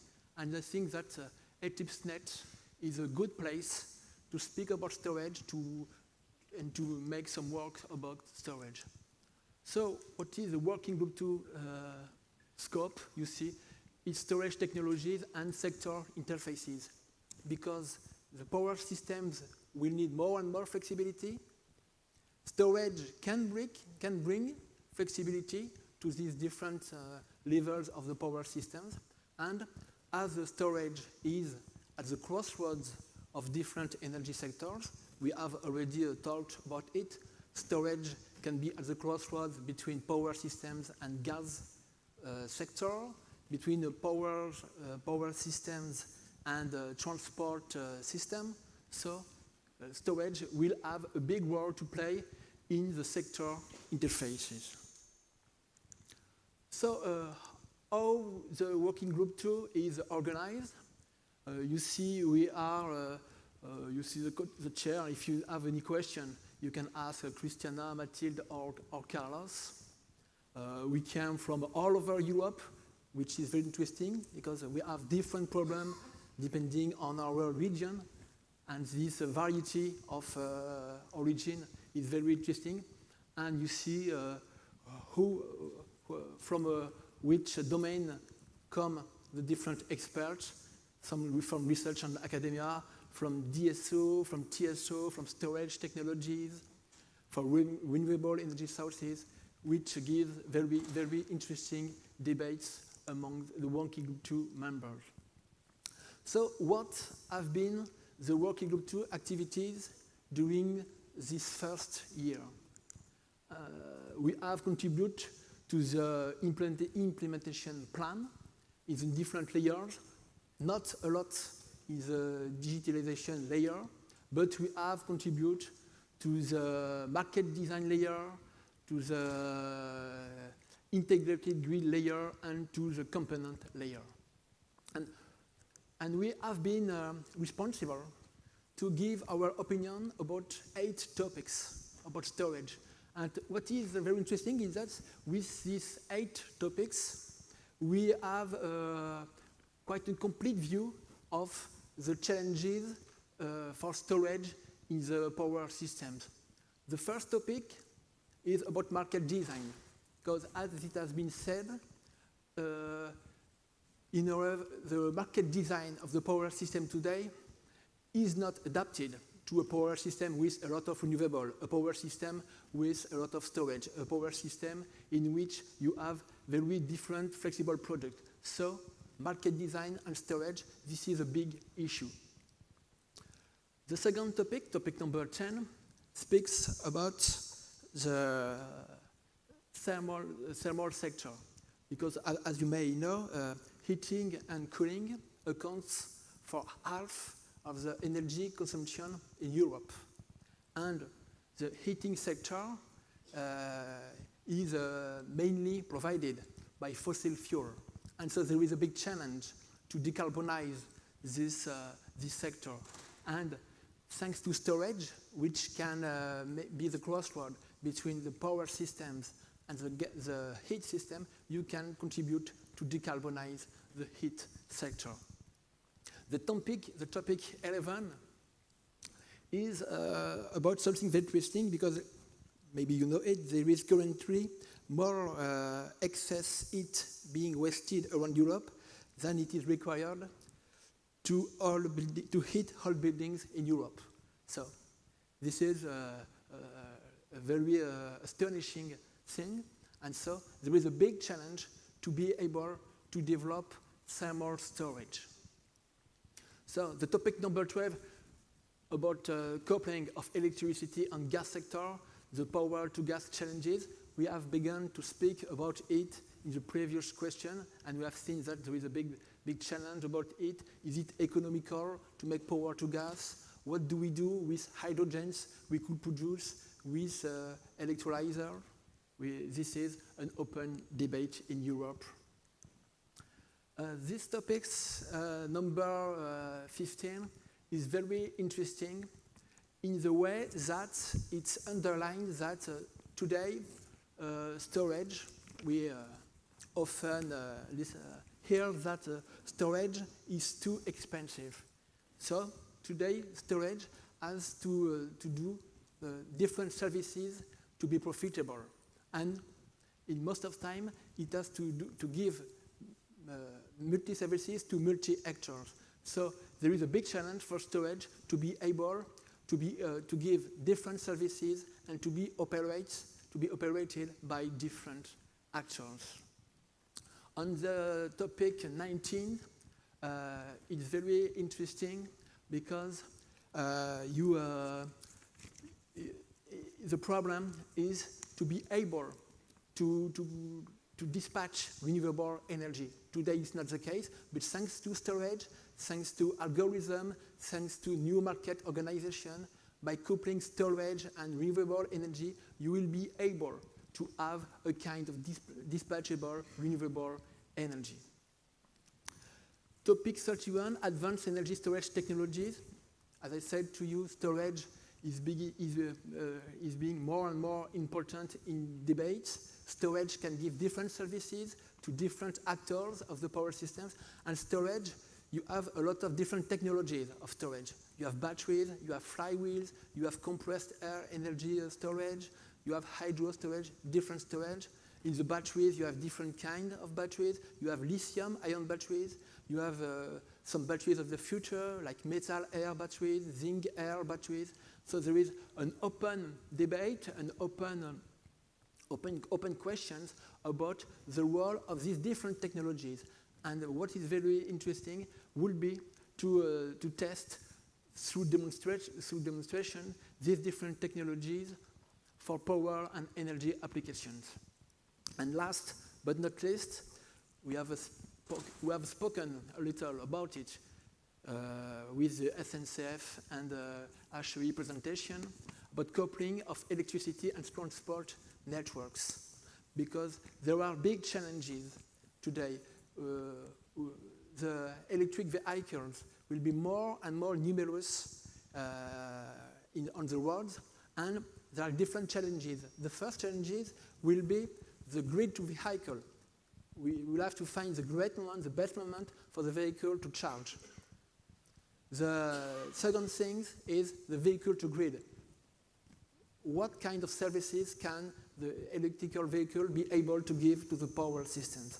And then another question maybe is the second life of the batteries of the electric vehicles.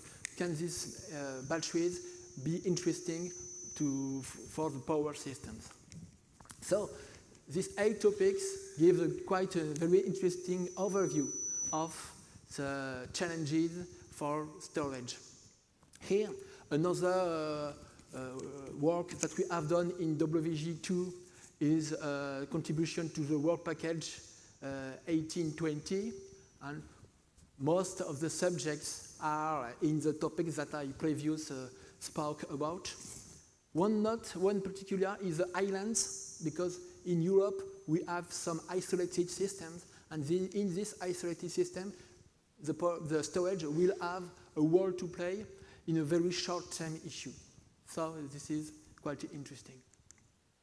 So what are the next steps? So you see here our agenda. We work on regional workshop, we contribute to different roadmap, and we contribute to the vision 2030-2050. Thank you.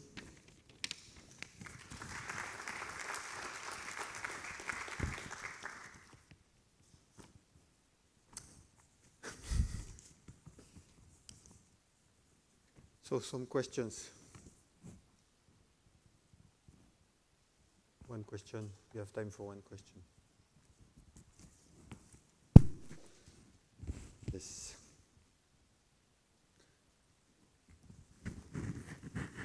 The gentleman from the railway station.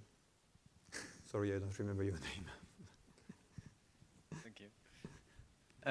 Well, just a few minutes ago I talked about the railway system and how would you use a 5 megawatt storage system that moves at 300 kilometers per hour? It's not an easy question. Storage can give different services. You can use the energy that you have stored to put it in the right moment if you need some energy at another moment of the day. But I think that in your question is where do we want to locate the storage?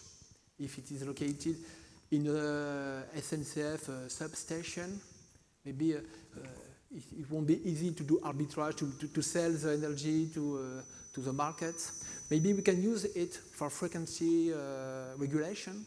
I think this is the most obvious way to valorize it, to do some voltage regulation. If we have some voltage problem around the substation, maybe that's different ways. But storage has a very different services, a lot of different services, and it's an open question.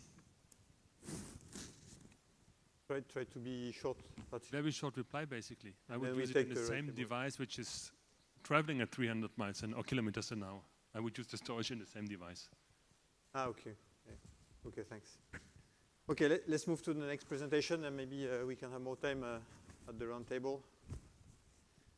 So it's Mr. Eric Cahuet from NG INEO, and who is going to talk about the Smart ZAE project.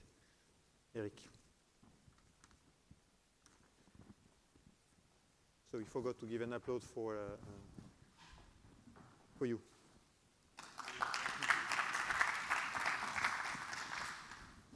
Sorry for that.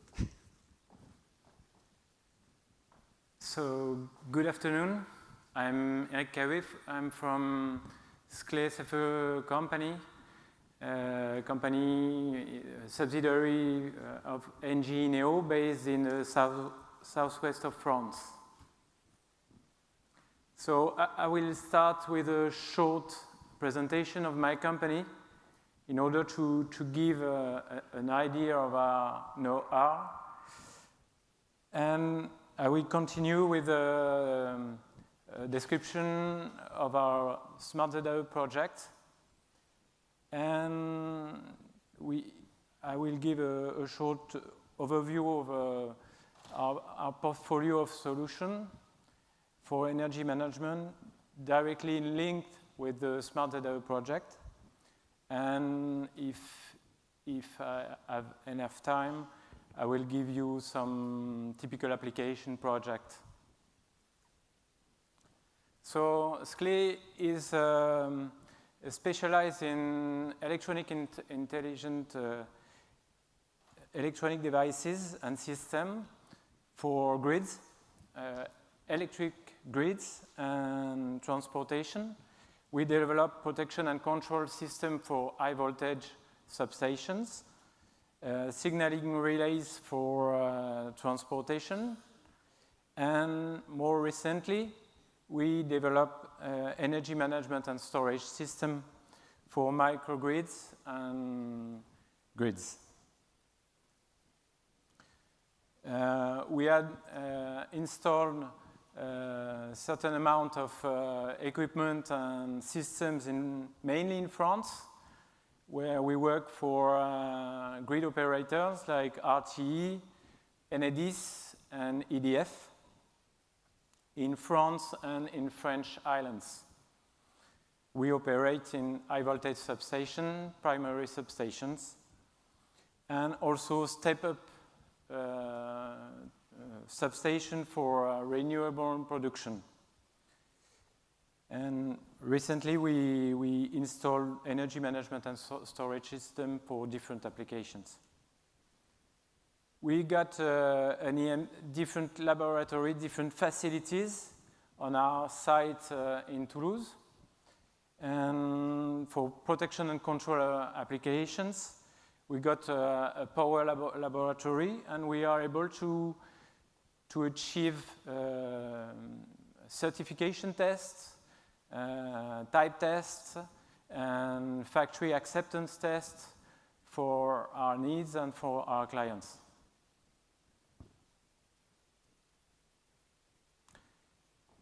In 2009, we wanted to address the large question of global warming and bring our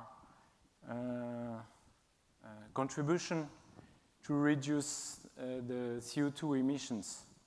In fact, we started with our site in Toulouse, where we installed 300 kilowatts of PV production and 60 kilowatts of wind production in order to cover 40 to 50% of our consumption. And in fact, we wanted to go further, and we had the idea to use our site as a microgrid in order to test new solutions, energy storage and energy management system to be more efficient and to contribute to the CO2 reduction. We wanted to base our research and development on smart grid technology and to improve our systems, our electronic devices, and address new markets. So we had some expertises, and of course we wanted to base our new development on these expertises, but we wanted to go further. So we launched the project with different partners. First of all, a French laboratory of CNRS, Laplace. It is one of the famous laboratories in France with L2EP, specialized in electricity, modelization, energy conversion, and of course for us it's easy because we are located in the same city in Toulouse. We also wanted to work with another partner, CIRTEM. It was a spin-off of Laplace Laboratory, which is specialized in energy conversion design. And finally, we integrate in the group, in the project, the Levesis company, a French startup specialized in flywheels. Because we wanted to challenge the battery storage with another technology, and we wanted to look if an hybridization between two technologies of storage was possible. With our partner, we define different possible devices and field to be addressed. Of course, the efficiency. When you build a storage, efficiency is key because it directly impacts the operational cost of the storage. So storage is efficient if the energy conversion is efficient. So our partner system was interesting, is improving the inverter technology, and especially using flying cap technology. We wanted to build big energy storage with batteries, and we wanted to improve the management of the storage, the monitoring of the storage, the question of the efficiency of the storage.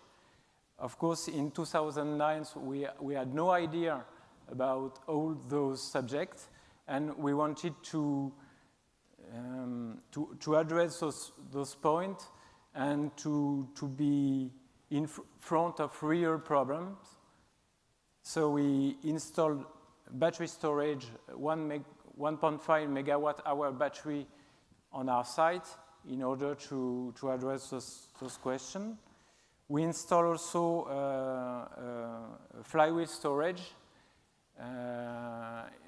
to challenge the batteries and to combine the different technology of storage technology.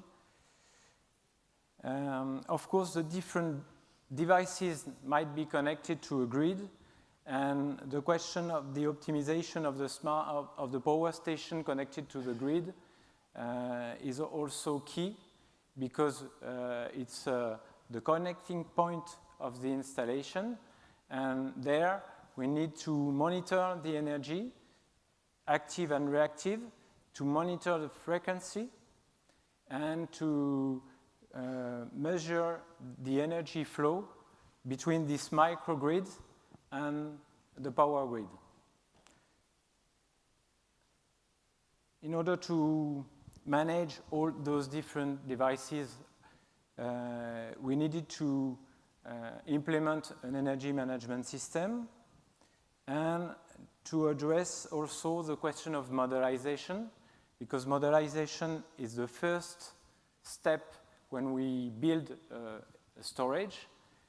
We need to size the conversion, we need to size the energy, and to optimize the energy and the conversion. Laplace Laboratory had a wide experience in modelization of energy flow, mainly in embedded application for aeronautics. It's normal in Toulouse, and they wanted to transfer this know-how to microgrids, connected microgrids. And finally, to be all those development must lead to commercial application, and naturally the question of business model, possible business model, needed to be addressed and took part in the modelization.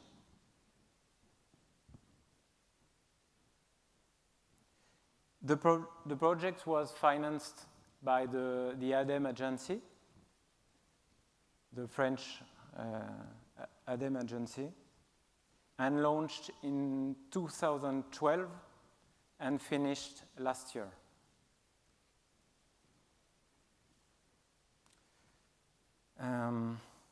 So we did what we imagined 7 or 8 years ago. We installed a power grid scale storage, 1 megawatt, 1.5 megawatt hour, which is able to provide different services: energy smoothing, demand side management, energy shaping, and peak shaving, frequency regulation. And our energy management system is able to combine all those services. But of course, it's frustrating because so far it's impossible to evaluate those services and to combine in real time the different services, because in terms of regulation, it's not really possible.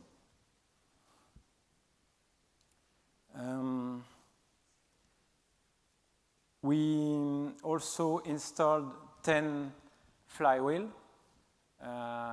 It's a very high performance equipment which reach 98% efficiency, and it's fantastic, but quite difficult to evaluate on the market because the technology is too expensive in comparison with lithium-ion battery. In the time of the project, lithium-ion battery, the price of lithium-ion batteries decreased, and we could really validate that it's possible to achieve performance and typical applications such as frequency regulation with lithium-ion batteries. So the competition with the flywheel is difficult in terms of CapEx. Even if in terms of OpEx, flywheel are much more efficient than batteries. Of course, we achieved we design the energy management system, and is able to monitor the energy production, the energy consumption, the energy storage, to control and balance the different branch of the battery battery equipment and battery devices in order to optimize the efficiency and the aging of the battery. We can operate the battery in very short time, less than 100 milliseconds. We are able to integrate in our energy management system solar and wind forecast. And the question of forecast is the key when we drive a storage, because the question of anticipation is one of the key to be able to reach the performance of the storage. We optimize the local energy of our microgrids, even if in terms of regulation it's difficult to evaluate. And of course, we are able to mitigate the impact of the intermittence, especially if the forecasts are accurate.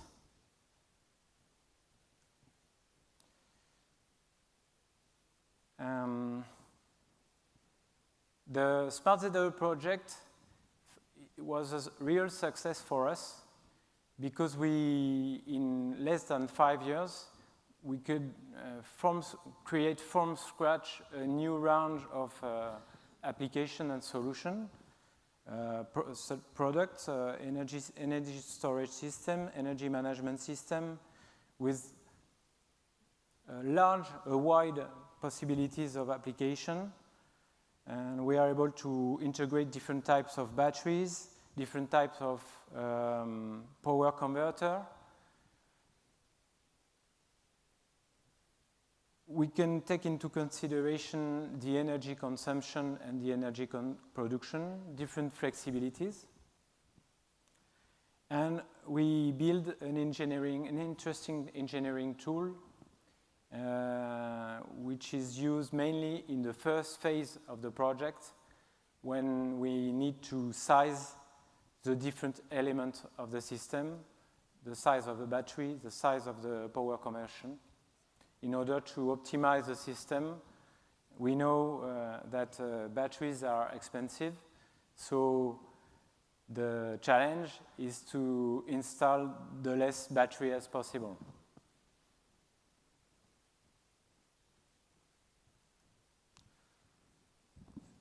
I can show different typical application. We operate on our site frequency regulation system, 1 megawatt, which is certified by RTE. I think it's the first one in France in operation. And the system is evaluated by ENGIE Global Energy Management. Yes, the system is connected on the distribution grid and provide a service for the transmission grid. We also install an energy storage system in Corsica, coupled with a solar farm, a 4 megawatt solar plant with a 4.3 megawatt hour storage. And we provide a load, a profile control the day before, and we control the system on real time to make sure that the profile is guaranteed.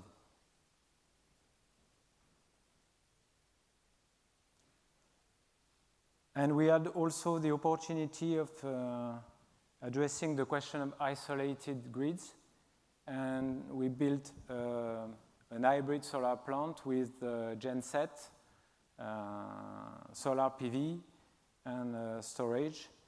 And the energy management system maximize the solar energy, optimize the use of the different thermal groups. In that case, the client is DGA. It's a military application for specific military camps in operations. And the main question in that case is reducing the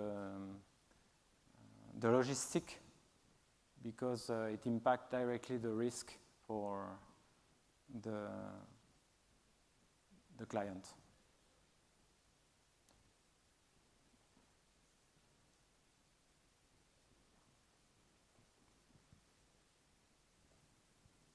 Okay.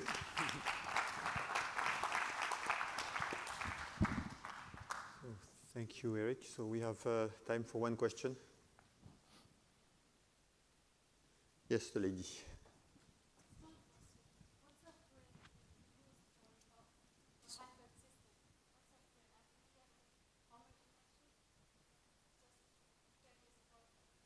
Homer?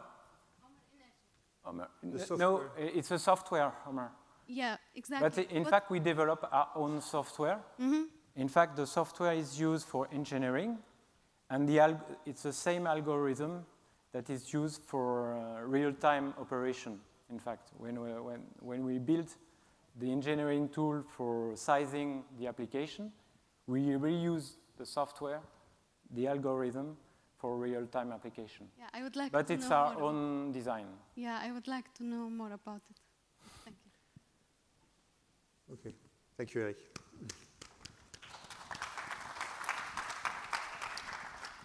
So next presentation is Johan Manresa Ballester from Red Electrica. Hello, Johan.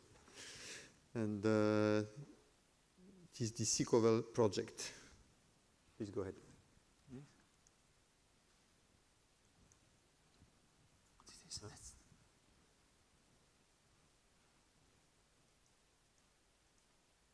Okay. Hello, good afternoon. It's okay? Yes. Hello, good afternoon. First of all, my name is Joan Manresa, and I'm from Spain. I work in Red Eléctrica de España, the Spanish TSO. First of all, I would like to thank the organization for the invitation and to all of you for your attendance. I would like to show us the Seacovel project. Seacovel is an electromobility project. It's Red Eléctrica's control center for integrating the electric vehicle demand safely and efficiently into the electric system. In this session, I'll try to explain to you the vision of Red Eléctrica for the development of the new energy model. I will make a small presentation of my company for those who don't know us. Red Eléctrica was born in 1985 and was the first company in the world exclusively involved in electricity system operation and transmission.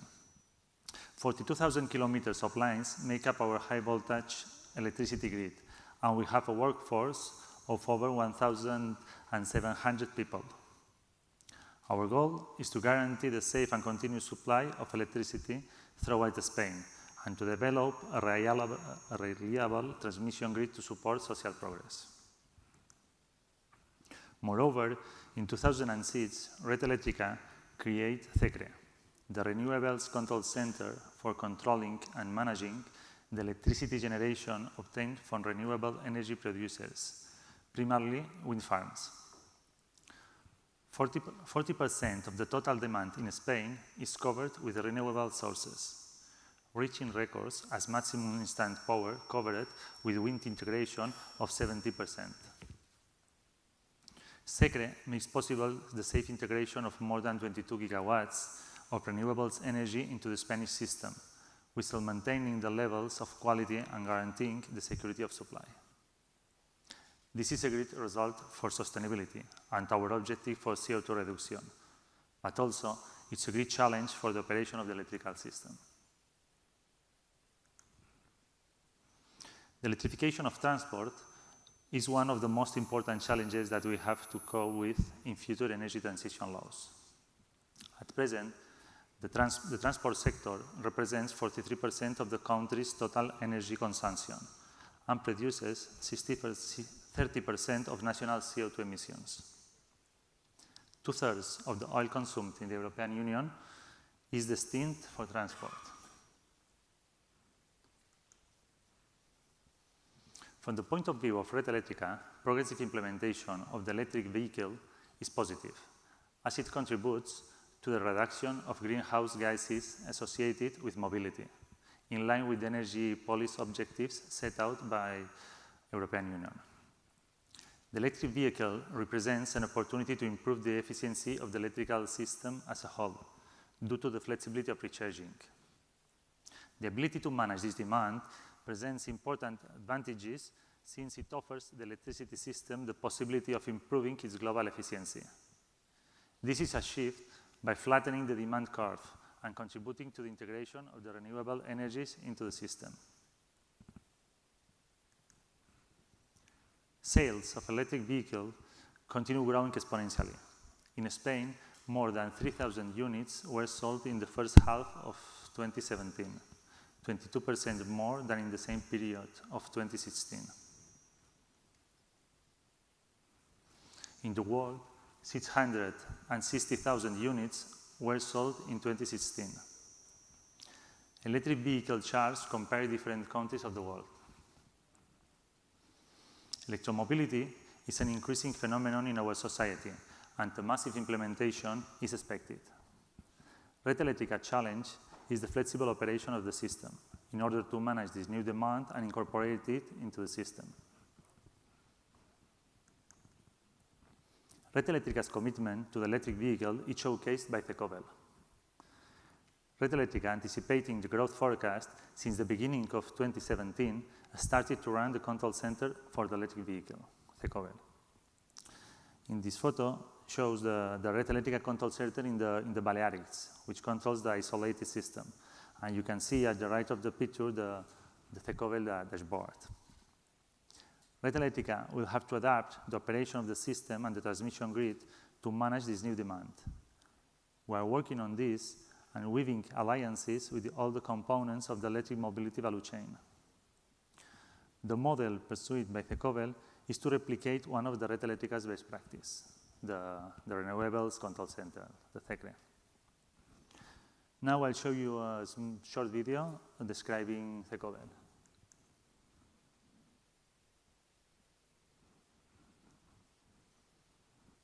Transport is one of the most important challenges that we have to cope with in the transition to a new energy model.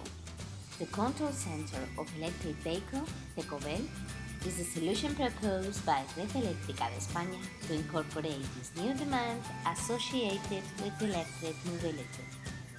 The key point is to carry out an appropriate integration of this new demand. This will provide greater efficiency to the system and a better security of supply, at the same time that it will contribute to maximize the integration of renewables. Tecovel provides the necessary tools to achieve this. It gives specific hourly demand data by geographic zones, the status of the nearest charging points, and even shows the real-time state of the whole country. Tecovel is now a reality.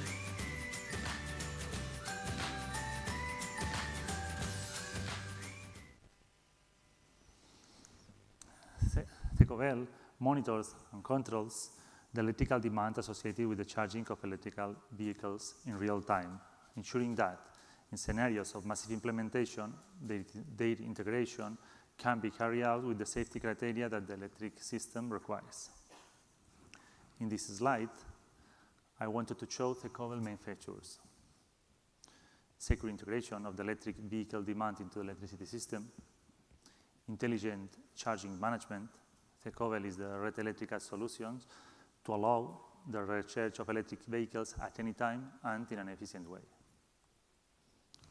Efficiency and sustainability, technological innovation. Tecovel provides the necessary tools to achieve these goals. And the integration of renewable energies. For example, wind energy usually increases its output at night. Charging the electric vehicle in low demand hours would allow a better use of the available energy while reducing the number of wind farm disconnections. Let's take a look to the main displays of the system. Several modules make up Tecovel. The visualization tool, which is responsible for receiving the data associated with the recharges from the control center of the CP owners and showing them on a chart. And have another module, is a desktop tool, which allows you to manage this data. This is a generic view of the main dashboard. You can see real-time information and the statistics about the charging points. At present, Tecovel integrates the measures of more than 850 charging points around Spain, both public and residential, for the country's main players. We are in negotiation to expand this range of data. Another important display is the demand forecast. We develop an algorithm from historical data to forecast the daily and weekly demand of the electric vehicle. This kind of demand is highly variable and much more difficult to predict. These curves help us to define different usage profiles according to the charging point being public or residential. These displays show the aggregated real-time demand in Spain. You can see the total number of electric vehicles charging at the same time, and also the same data distributed by Gestor de Carga, the owner of the charging points. Another example is this display. It represents the historical data. You can check all the data during a particular period of time, or by Gestor de Carga, or by a geographic zone too.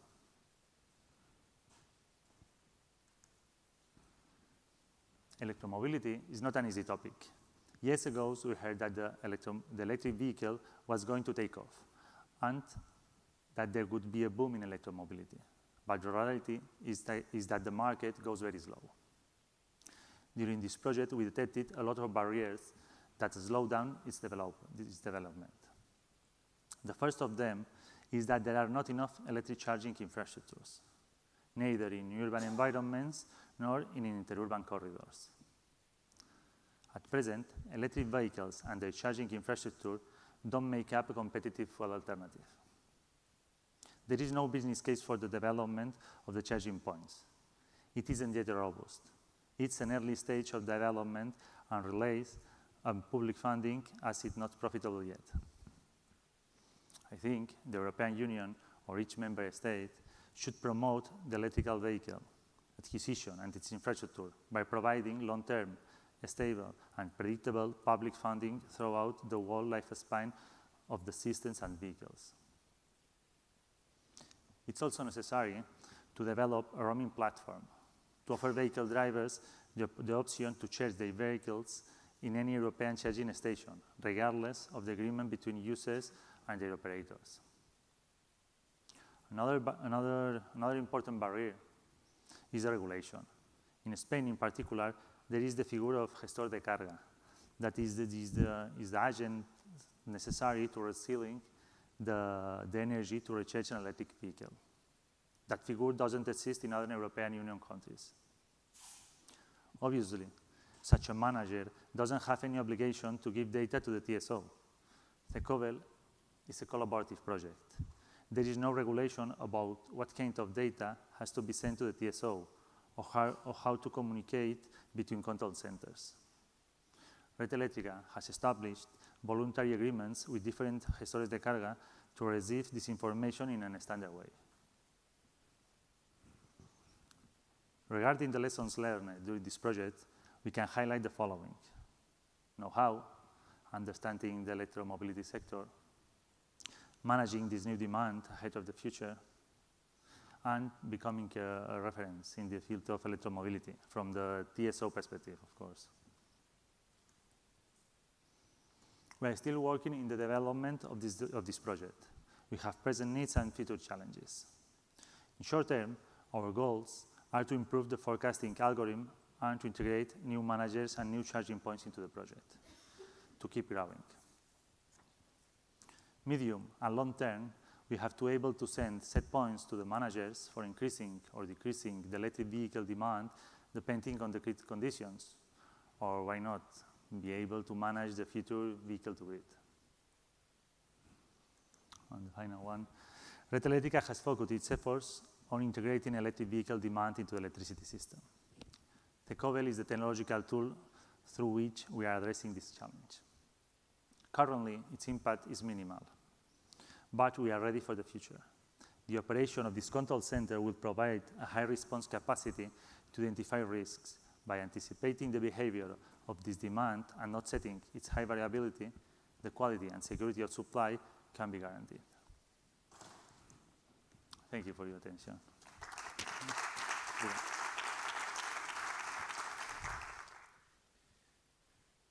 Thank you, Joan. So, one question? Yes, gentleman over there.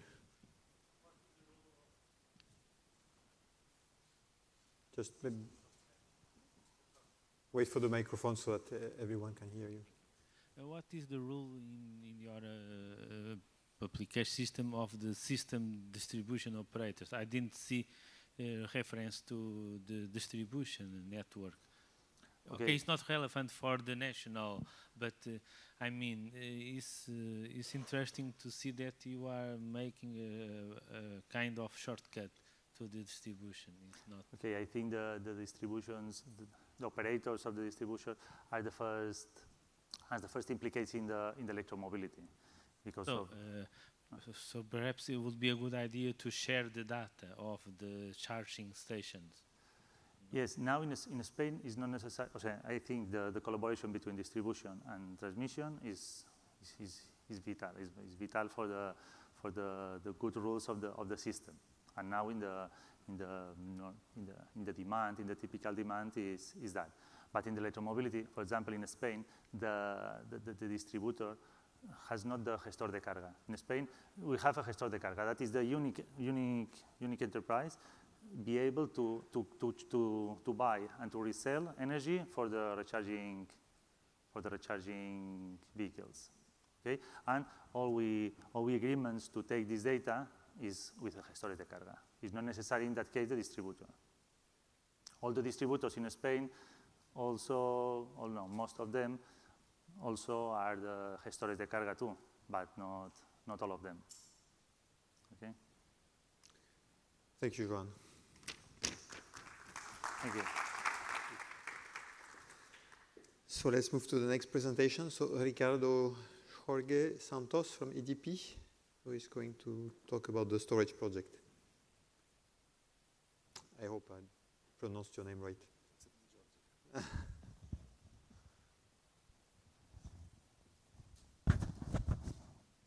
So hello everyone, good afternoon. So I was asked to bring detailed and updated information about our medium voltage storage project. This is a project that has been going for quite some time now, but we have new information to share. So I will start by talking about or doing a very short project overview with technical characteristics. Then I will go through the main results of the initial scope of the project. Then what were the main project challenges and the main difficulties that we had related to the R&D process on this project. And I will also detail the new R&D activities related with not only this medium voltage storage project, because it was only the beginning, but also related with all the storage projects or initiatives that we are undergoing right away. I will end my presentation with some key takeaways for you to take. So the medium voltage storage is located in Évora, which is the birthplace of our InnovGrid projects. It was commissioned by the end of 2015.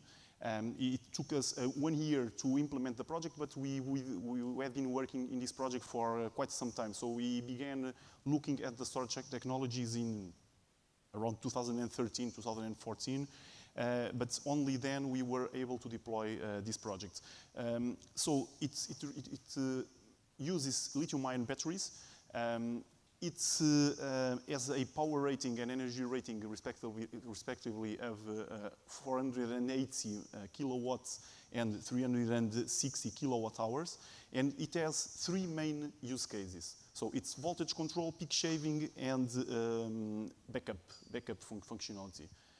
So using these 3 use cases, we aim to achieve what we call some quantifiable benefits for the grid. It can be either quality of service improvements, network capacity deferral, or integration of distributed generation through the use of each one of these use cases. Just a short overview. So as I said, we started doing this project on the beginning of 2015. And this project was commissioned by the end of 2015. But we weren't able to right away have the system fully operational. So the system, as it was commissioned, it was ready to perform all the functions that it was designed for. But what we realized was that there was another layer, or one more layer of control that had to be developed. So we spent the beginning of 2016 developing that layer. So a short and quick example is something like as simple as a automatic charging routine for the batteries. When the level of charge, the state of charge, reaches a critical level, had to be developed. It wasn't predicted on the detailed engineering phase. So the system was very reliant on a human operator to control. Then, just a very quick overview on some of the results on the three main use cases. So the backup functionality had the overall very good results. The system was able to assume the load or to have a full load pickup in under 100 milliseconds, and 80% of that load on around 20 milliseconds. So one cycle. So for us, this is I think this is consensual. These are very good results.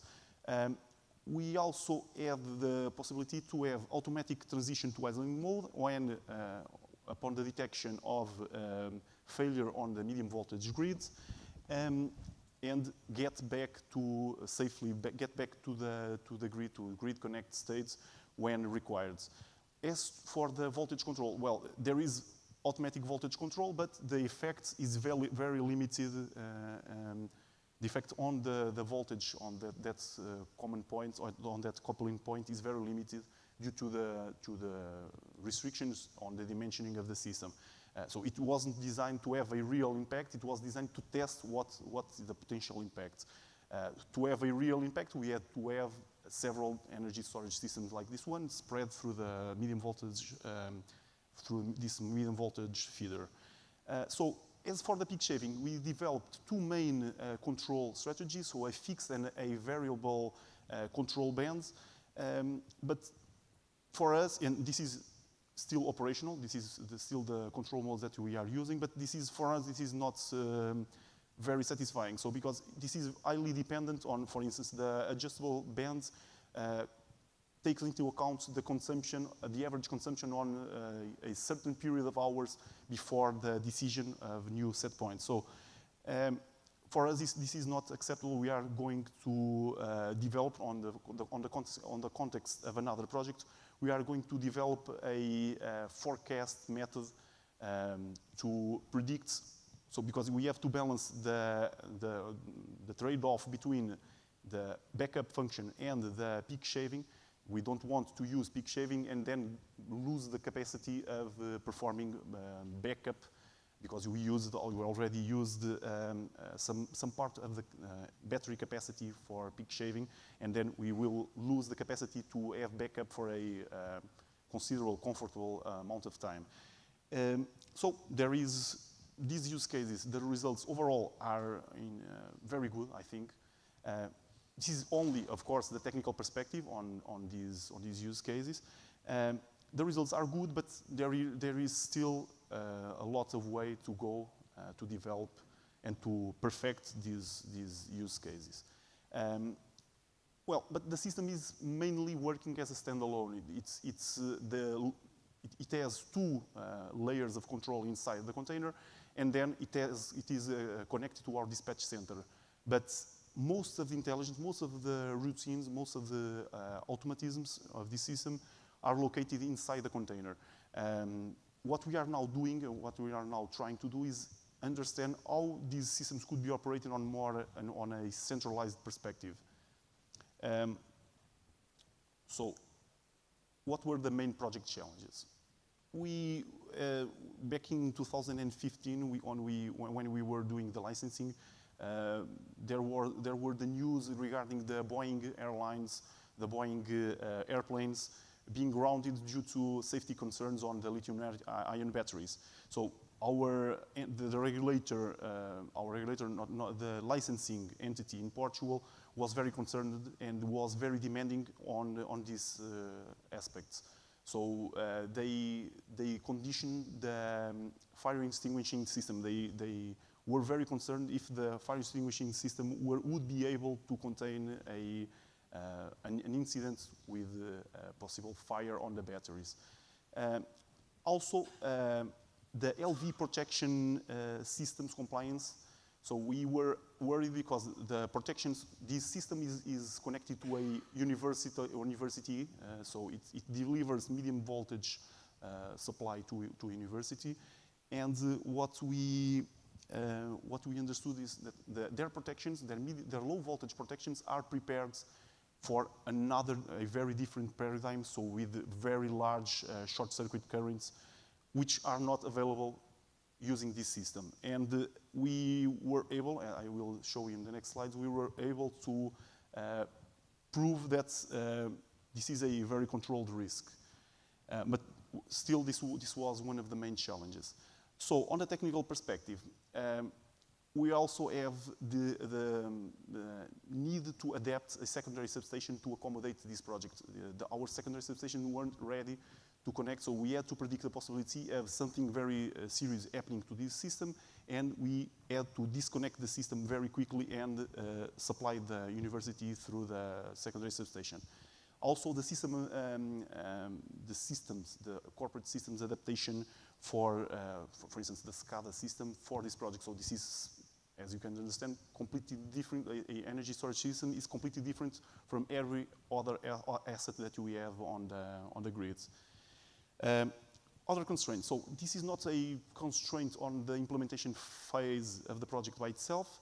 The assessing or quantifying the energy storage system grid usage benefits, but it is something that is undergoing. We have this concern. It is very hard for us to access parts of the benefits related with the use of energy storage for distribution purposes. There is no market to value these kinds of services provided for our grid, so it's very difficult for us to access. Also, the knowledge retention and transfer. It is very difficult. These systems, now at least nowadays, these systems are very dependent on very knowledgeable technicians to operate. So in the future, maybe the energy storage systems will be like a black box. We do the standards, we do the specifications, and the system just works, and that's it. But right now, we have to do lots of customizations, lots of modifications especially for the control strategy of this system. And we don't feel that we have already enough knowledge on these aspects. So, as I've said, one of the main challenges of the project was to assess if the LV protection systems on the university were ready or would respond for a low short-circuit current. So what we've done was to perform real short-circuit tests. So we got a low-voltage switchgear, and we got real data from real short-circuit tests. And what we've concluded with this was that this was very, very important to assure safe operation of the system. So we got the real short-circuit currents. We got the real times for transition between island mode and grid connected. And we were also able to access the overvoltage resulting from these transition periods. And what we've understood was that we understood that our manufacturer, the manufacturer of this system, was on the safe side. So there was a safe margin, and the results that we got in terms of, for instance, the short circuit were bigger. The short circuit available were bigger than what we were expecting. The same thing for the overvoltage. So we tested on the worst case scenario, what would be the overvoltage generated by the system while transitioning, while in a fault, and the overvoltage was acceptable. I didn't bring with me lots of numbers to share with you, but if you want, there is a CRED paper from CRED 2017, which I can share with you. Well, the same thing with the transition to island mode, as I said. So this somehow concludes the main objective of the project, which was to test the technical feasibility of using energy storage systems like this one for grid support functionalities. And as I said, the results are fairly good. Now what we are doing, we are now exploring new possibilities, either using this same energy storage system or using another energy storage system that are being deployed by other projects. So we have three main vectors in which we are investing in terms of R&D. We are looking into further grid integration, into standardization and optimization of the system, and business impact assessments. For instance, in the green integration, we are talking about things like energy storage system modeling. So we want to have models in which we can quickly extrapolate the use of one of these storage systems in other different use cases. Or for instance, all these systems behave in terms of operation or grid planning if these systems start to be spread out through the networks. So for us, this is one of the priorities, is to have good models of the energy storage system. Also, to further develop automation and control strategies. This initiative is now undergoing through other projects which also interact with the medium voltage storage system. And we also want to get new and innovative use cases and extensive testing and know-how build up on new energy storage system projects. As for the standardization and optimization, well, we want to understand what's the, for instance, the parasitic or the secondary consumptions related, for instance, with the thermal management of the batteries. And we want to understand how can these and other consumptions, auxiliary service consumptions, can be optimized in order to have the system, well, on an optimal level that we can use on real use cases on the grids. So we also want to do a battery life cycle analysis, even though this is a very we found this to be a very difficult subject. And we also want to work on the standardization of grid connection and test procedure requirements. As for the business impact, maybe the hardest point. So there is the issue of the regulatory framework, I think everyone knows. So there is an ongoing debate on the issue of ownership, storage ownership by regulated entities. But we also want to get the data required for a cost-benefit, a thorough and methodical cost-benefit analysis. We've done already some work on this subject, but it's not final. As for the, one of the things which we also find very interesting is to understand how the energy storage systems position as or against other forms of flexibility, for instance, demand-side management. It's very interesting to understand that there are lots of possibilities, and energy storage system is only one of them. So how does energy storage systems positions itself against the other alternatives? And so I was talking about objectives.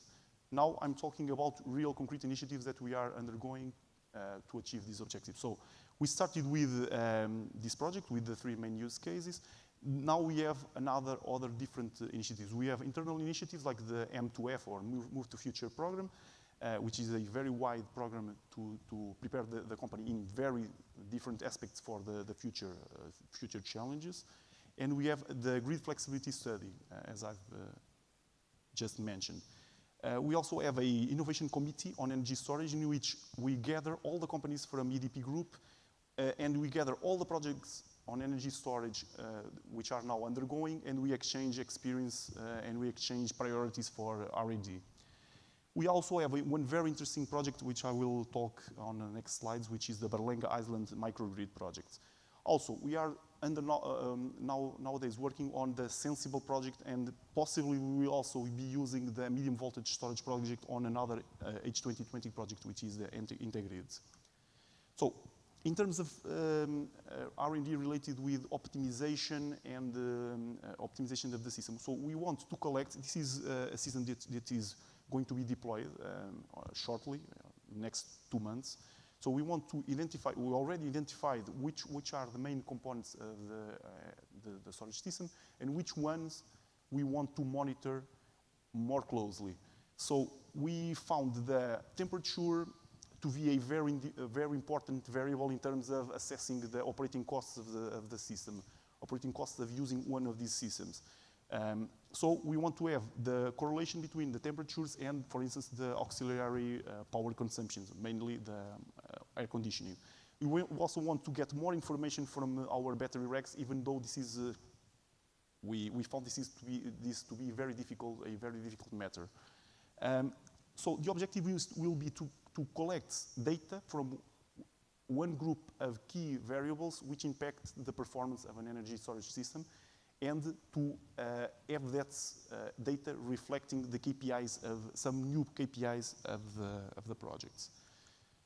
So now another project. So it's the Sensible, the H2020 Sensible project, which is now on its last year, less than 1 year to have the final stage of the project. And the objective is to test concrete applications of energy storage on 3 different levels of integration. So we have the medium voltage storage system represented there, and we'll also have low voltage energy storage systems on the secondary substations, and also on the behind the meter on the residential clients level. The objective will be to test new and innovative use cases using all of these components on the grid. So the assets, the residential clients assets are already deployed, and the grid, the low voltage grid assets are going to be deployed by the end of this month or the beginning of the next month. So we are talking about electrochemical and not flywheel, this is outdated, but super caps, so a kind of an hybrid system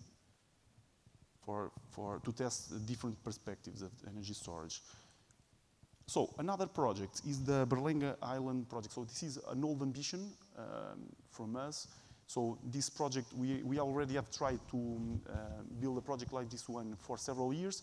The Berlenga Islands are a very small islands which are natural environment or not protected environments, which have a generating system based on 3 diesel generators.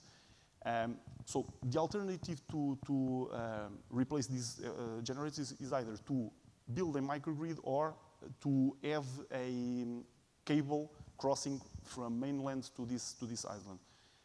The cable is a huge cost, so we discarded that option many years ago. What we now understand is that the technology finally got to the point in which we can build a real microgrid projects. So the objective will be to replace these 3 generators by a microgrid using one of the main technologies, possibly or probably flux batteries or flow batteries, and having this island being operated with only one diesel generator to compensate in an emergency or to enter in an emergency periods. So I think this is a very interesting project. We are going to we are just going to now trying to assess what will be the main option to go forward with this project. What are the main or the correct partners to build this project with us? But I think this will be a reality in the future. So what are the challenges here? So to turn this island on a almost fully renewable generation system, and to stop that risk related with travel. So I didn't say it previously, but these 3 generation, these diesel generators are supplied with diesel which has to be transported by boats. And as you can understand, this is on a natural reserve. This is a very, very, very risky, which we cannot accept. So the main key takeaway. So I think I already went through through most of these topics. But what I think I should highlight here is, so we don't believe that these kinds of systems could be operated in the actual paradigm of highly dependence on a manual operated on the dispatch center. So what we think is mandatory is to develop the right control strategies, the right centralized control strategies, preparing us to a further deployment of these kinds of systems. I think this is one of the main conclusions we got so far. Also, that the continued cooperation with universities and R&D centers is also very, very important. It's something we must continue to pursue. And also understanding the impact of energy storage system on grid planning and on operation. So that's it. That's my presentation. I hope you enjoyed.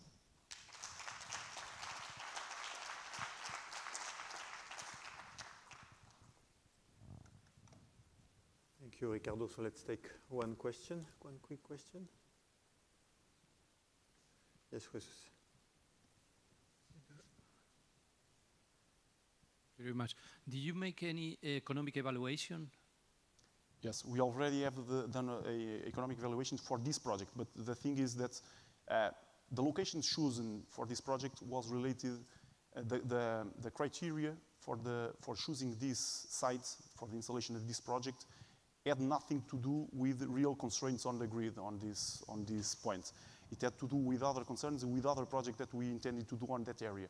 So what we are now understanding is that there are no real constraints for us to evaluate the benefits of introducing this system. So what we can do is to understand how the system works and extrapolate those results to another area in which there are real grid constraints.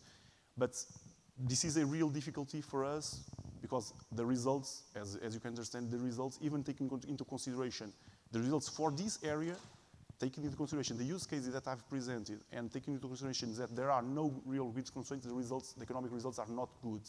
So what we're now going to do is to get another area, in the context of the flexibility project that I spoke, get another area in which there are real grid constraints and reassess the benefits and compare the benefits of using energy storage with other flexibility options. Okay, thanks.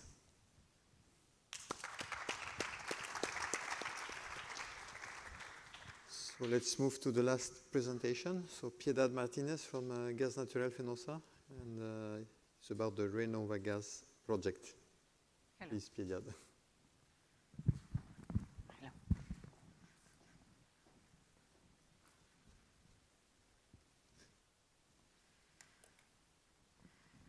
Okay. Good evening. My name is Piedad Martinez, and I would like to thank you for inviting me to this workshop. First, I will do a short introduction about the company. Gas Natural Fenosa is a multinational company, leader in the sector of gas and electricity around the world. It operates in more than 30 countries and has more than 23 million customers. We are almost 20,000 employees, and the company is committed to innovation. Concretely, the innovation expenditure is 59 million euros per year. Okay, Renova Gas project is a power-to-gas project. And what's power-to-gas? Power-to-gas is a solution for storing energy, in our cases, electricity from renewable sources, and how we store. We store it producing hydrogen and synthetic natural gas. Synthetic natural gas that you can see down is essentially methane produced from hydrogen and CO2.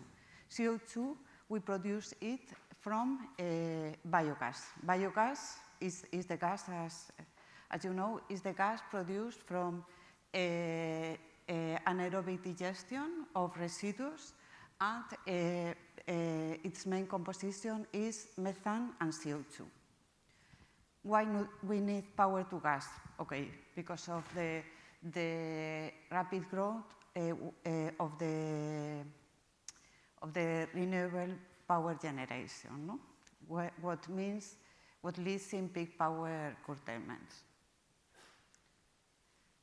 Renova Gas project, the aim of the project was to develop a technology for production of synthetic natural gas from renewable sources.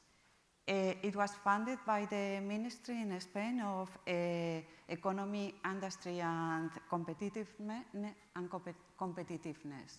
The budget of the project was 2,060,000 euros, and it was funded more or less 50%, 1,019,000. The duration was 2 years and a half, and it finished last June.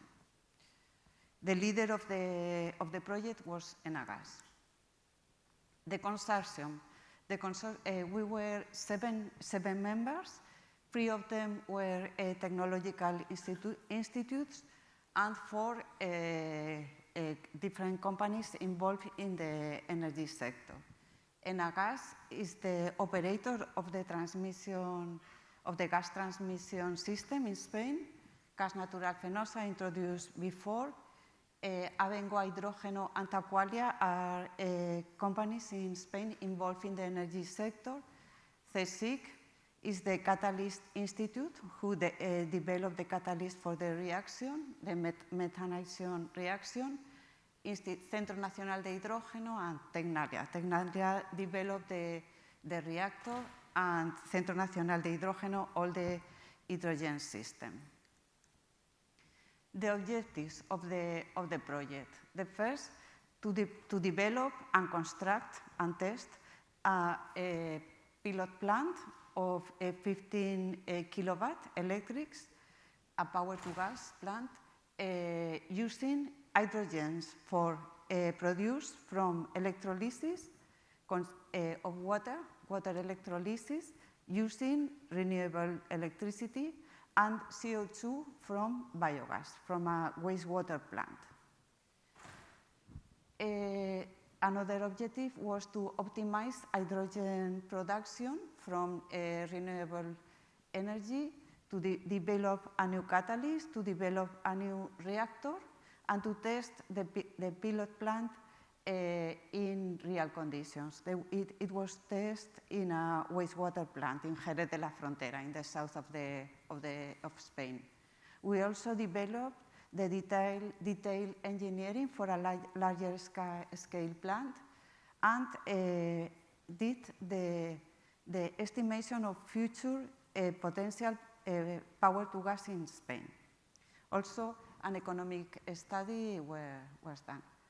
Of course, the synthetic natural gas obtained in the pilot plant should comply with the quality required in Spain for the injection to the grid. Okay, and the reaction is the Sabatier reaction, CO and hydrogen, methane and water. The main equipment of the plant, electrolyzer. It was an alkaline electrolyzer with a production of 2 normal cubic meter per hour of hydrogen, high purity, almost 100%, and efficiency of 4.8 kilowatt hour per cubic meter of hydrogen. The catalyst that was developed by the Catalyst Center in CSIC, it was based on ruthenium, and it allowed the conversion of biogas without any previous separation of CO2 and methane.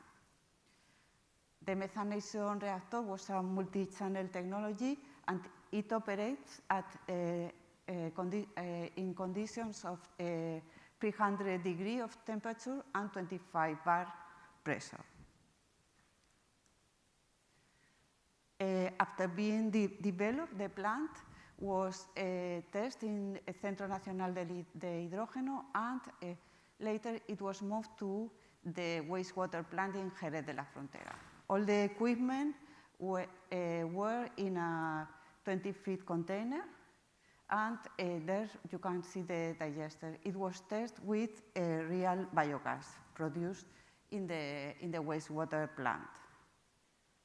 In this site, it was required to include a previous treatment, a biogas treatment to eliminate hydrogen sulfide, siloxanes, and any other contaminants that could poison the catalyst. Methanation results from this, from one of the experiments you can see there, and also in the figures below, and you can see that methane composition in the synthetic natural gas was higher than 95%. 95% is the limit in Spain for to be able to inject to the grid. You can see also that even at 80% load or 70% load, it was very stable, the reaction. Okay, potential in Spain, power to gas. There are two aspects to be considered in order to estimate the potential: the CO2 production in biogas and the surplus renewable electricity. We developed a model considering more than 10 different scenarios of electricity production and demand. They consider different electricity demands, different hydraulic production, wind generation profiles, or renewable capacity. The projections were done to 2020 or 2030 in two different scenarios, and principal findings in that study that were made in 2015 and 2016 year. The main findings were that it could be possible in an optimistic scenario in 2030 year, it could be possible to store about 12,000 gigawatt hour of power as synthetic natural gas. And what it means? It means more or less 3.5% of the gas consumed in Spain. That could come from power to gas. The scenario has changed recently after the two auctions for renewable capacity that took place in Spain the last month. And according to that auctions, about 9 gigawatts of power will be renewable power, photovoltaic and aeolic will be installed in 2 years. So this study should be updated. About availability of CO2. Okay, we were evaluating different resources as wastewater plants, landfills, any biogas resources that could come from different sources, and that you can see the results about we could get in 2020 between 1.5 between 1,600 2,200 million cubic meters of CO2 per year. In this potential, it's also important to consider that at the end, the location of this biogas is the most important thing. That it must be next to the gas grid and next to the electricity grid. But the CO2 in the biogas is the limit of the plant capacity. Enagas in this project developed a feasibility study and considered 2 different sizes. of power to gas plants, one of 250 kilowatts and another of 5 kilowatts. 5 megawatts. The operation time hours were 3,000 hours per year of the electrolyzer, and at the end, on a base scenario, the results were that for a 5 megawatt plant, the production cost of the synthetic natural gas was about 100 euro per megawatt hour, and in the smaller case, it was next to 200, which are quite hard figures comparing to the price of natural gas from fossil origin.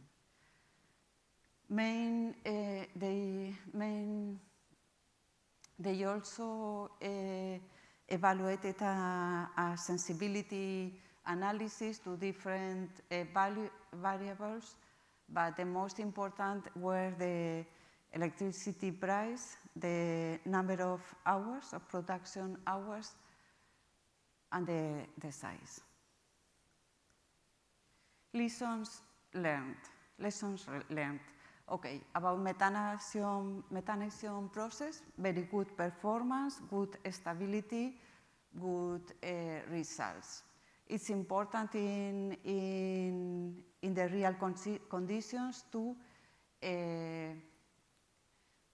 be, it's important to take into account the pretreatment before the biogas pretreatment before the reaction. About potential, okay, for the location of the plant, it's necessary to have into consideration about the location of the farm or of the digester of the CO2 or biogas source, which could limit the potential. And these costs of hydrogen and methane are very, very dependent on the electrolysis and methanation plants. Barriers. We would like to validate in a higher scale plant and in a long-term performance and design of the results. And also another barrier is to develop or to try to decrease the capital cost of the plant. Next steps, scale up the technology to a next scale, undertake update the study of potential according to the results of the last auctions in Spain, and update also the economical study according to the new scale. And this is, thank you.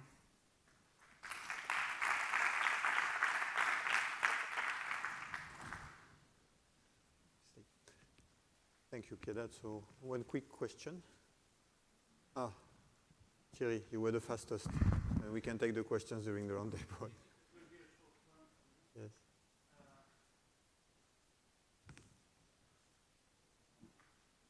If you have 10 kilowatt hour of green electricity, how many kilowatt hour of gas will you have at the end of the system? Okay, that depends on the efficiency of the. It depends. There are 2 points. The first is efficiency of electrolyzer. That it depends on the technology, but you could consider 67, 65, 60, and the other is the efficiency of the reaction. That can be more or less about 85. So at the end, it's more or less 60–65%. You have to consider that also that the methanation reaction is very, very exothermic.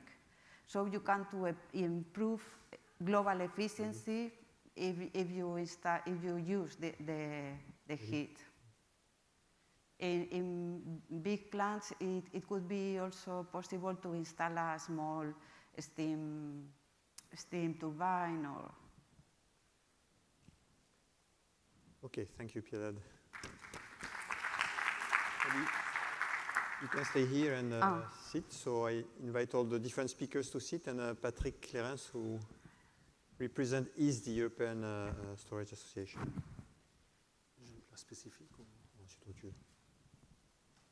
Where are the other speakers? They are gone. Eric here. Johan, Jean-Baptiste, and there was Ricardo. I think Ricardo has left the building. No? It is too bad because he said a lot of interesting things. It's okay. Meanwhile, we are looking for Ricardo.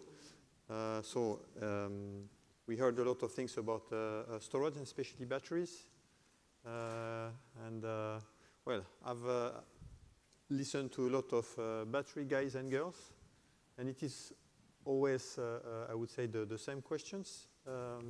It seems that there is no real business model, or at least that we could say that there are no markets that are fitted to what batteries could provide. So is it still an issue, or is it a reality? So who wants to answer that? Maybe Patrick from EASE. We saw today that energy storage devices are having a lot of added value to the system. We have seen this fast reaction, we have seen the different projects that showed there's a real added value to it. But we heard Ricardo also say that there's no market to value these services. So the question is actually, how can we develop these new products which we need in the system to have this added value which energy storage devices bring, faster reaction, more accurate, everything we have seen being also then fairly remunerated. So for the moment, if I take just one example of frequency containment reserve, so the primary reserve, you have normally requirements that you need to start your device in 30 seconds and to deploy to full delivery of what you promised in 5 minutes. Then to keep this 15 or 30 minutes. A battery device, we heard this, is in 20 milliseconds or less than 100 milliseconds available, providing the stabilization of the system. You need less backup power, less services. So you need to develop a specific service or product on the market for the balancing, but also for the other services, also more ancillary services. And if you do this, you would create a real market pool then, and you could play on these markets, which you cannot today. Okay, so this is something maybe for the people who wrote the recast of the directive. There is something about ownership of storage, but there is maybe something missing about market. It's announced that there will be a network code on, amongst others, on energy storage. So there can some products probably be defined. Okay, so and who will write this network code? Who will write this network code? Who is in charge? That's defined in the regulation. It will be the NSOE proposing it, ACER commenting it, giving it to the Commission. In the meantime, having all stakeholders participating. It's a long process. Everybody can speak. It will be NSOE with the first draft. So I'm looking for Norella. Where is she? Had to leave. She had to leave. Ah, she has to leave. Okay, sorry. So we could have asked nice questions. So this was about markets. So we know now that there are still missing, I would say, markets that could help to fairly value what is brought by storage. Ricardo, when I was listening to you, I was a little bit surprised also. You said that there were still some safety issues when installing the systems, the battery systems? Not safety issues, but safety concerns from our licensing entity. So they were very concerned that there was, because we've installed the system inside the university campus. So what they are concerned is if there was the possibility of a major accident with the energy storage systems. For us, it didn't make much sense, but we had to respect their position, and we had to provide the technical solutions for the perceived risks, which was mostly the design of a very, very powerful fire extinguishing system. Okay. And if I got you right, so you said something that like that battery should be operated in a fully automated way? Yeah. Yes. So as I said in my presentation, so the batteries are now dependent or relying on a secondary control strategies, which are mainly developed inside the container. So the container was developed to work as a standalone. And what we now realize, especially as the Sensible project is being developed, is that that's not enough. So for the validation of the use cases of the Sensible project, we had to, it was impossible for a human operator to be giving set points, to manually introducing set points, to adapt the system for several different changing grid conditions. Okay, thank you. But it depends yes, Eric. on the design of the control system of the storage, yes. Because part of the system might be controlled locally in the container or close to the system, with a second part which can be controlled remotely. But it depends of the design of the control. I think the two control strategies have to exist always. So there is a layer that is on the system by itself, and there is a second layer which is above, so a centralized, because the challenge for us in Sensible is to coordinate between the medium voltage storage systems and the low voltage storage systems, and we have the possibility to get a island operation comprising these two voltage levels, and there is all the issues related with the coordination of the inverters between all these systems. Okay. Maybe, Eric, when you were presenting your project, so there is, you presented a flywheel, which is more or less a power component, and the batteries, more or less the energy component. If I understood you right, you never mentioned what could be obtained by having a hybrid system, so using in a coordinated way the flywheel and the battery. Yes. In fact, the flywheel has great performance in terms of cycling, because it could cycle 100 times more than a lithium-ion battery. So the cycling do not affect the aging of the system, or at a low level. So, for example, for frequency regulation, it is more efficient to use a system like flywheel more than battery. Yeah, this is but we need to combine and to size the different part of the system with the different device, depending of the regulation and the different services, because there are a lot of constraints in terms of frequency regulation, for example. Patrick? Just to add that actually these hybrid systems are coming more and more. Yeah. You see this in different scales and so on. What you're describing now is also done with capacitors and batteries. So you don't have the mechanic storage, you have capacitors, which are very also fast. Yes, but capacitors, for example, for frequency regulation is not interesting, because we need at least 15 minutes. It's impossible. Yes, 15 minutes. It's not possible with capacitor. Okay, so this is interesting. So somebody in the room wants to intervene. Also, you can ask questions. So this thing is interesting. I remember attending another workshop. It was here in Spain, but 1 year ago, and some people explained that for batteries, actually they noticed that the cycling for primary frequency containment reserve. So when you have no deep depth of discharge, but you go around very fast around the nominal point, it wears the battery quite fast, actually. Somebody wants to comment that. Ah, see a guy over there. You must manufacture batteries. Ah, software. You write software. So I would just want to state that I agree that regulation-wise is being a big challenge for energy storage, especially with batteries. But I also believe that there is opportunity, special to utilities.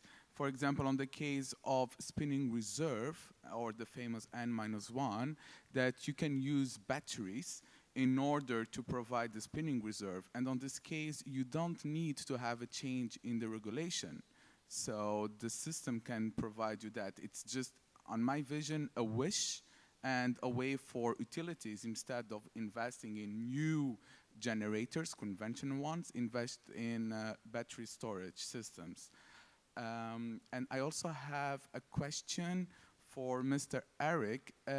It's possible to disclose the price of the project with the flywheel and or without the flywheel per megawatt, so in the case.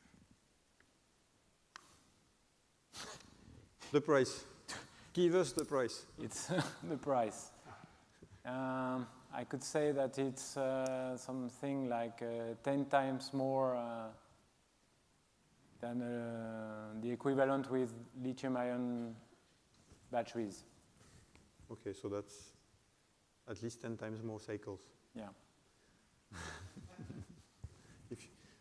I was curious because I remember this project, and if I'm not mistaken, it was very special flywheel, a flywheel yes. with passive yes. magnets. Yes, passive very magnet. high efficiency. So maybe it's worth mentioning. And that gives to the device very high efficiency, 99% for the engine. Yes. And with the 99% for the inverter, that give 98% for the device. It's very, very, very high. The cost of the flywheels have decreased since 2012, and there are new kinds of flywheels. The Levis's flywheels are with carbon fiber water. And today, the TRL is not very important, but you have a flywheel with steel water, which are less expensive. Or concrete. Yes, concrete like TRL is not. It's on paper. It's an idea, but flywheel can be a part of the solution, but not today. But in fact, it's so new technology. We need to, Levis's need to improve the manufacturing process to reduce the cost. And it's a question of quantity also. Okay. Somebody has a question. Yeah, thank you. Can you present not really us? a question directly. I have a few comments to... Can you say your name and your company? Yes, sure. My name is Jan Ernst from Maxwell Technologies, actually ultracapacitor manufacturers. I still would like to give a little bit the broader view on what I see in this discussion. I think we are really talking about really diverse, different technologies, which all in itself are tackling a totally different problem in the grid. And I think when we are trying to compare cost from one technology to another one, we really have to look into the value, what it adds to the solution. If we're talking about frequency control or frequency regulation, for example, there are systems where you really need the initial power burst to protect the major grid event from breaking down when the frequency drops. For example, in this case, we're talking about a time range of 15 seconds. If you want to size a lithium-ion battery storage system to inject so much power for such a short term into the grid, you have to oversize it immediately or extensively. If you want to use a power device, for example, flywheels or ultracapacitors to do the longer range, you will have to oversize this. So in terms of selection of the right storage technology for the right problem that you want to tackle, I would say you have to look into the different technologies and use the best one to keep the cost also low for the overall system. And also like in terms of really looking into the cost. We are talking about cost per energy, which will always work for a battery system. But if we're talking about cost for power, the battery system will be just so much more expensive than, for example, a power device as flywheels or ultracapacitors.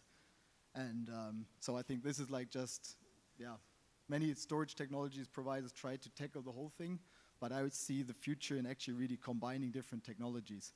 And also if you look into overall systems, if there is a, like for example, lithium-ion batteries, they are probably capable, if they're already there, to take service over from other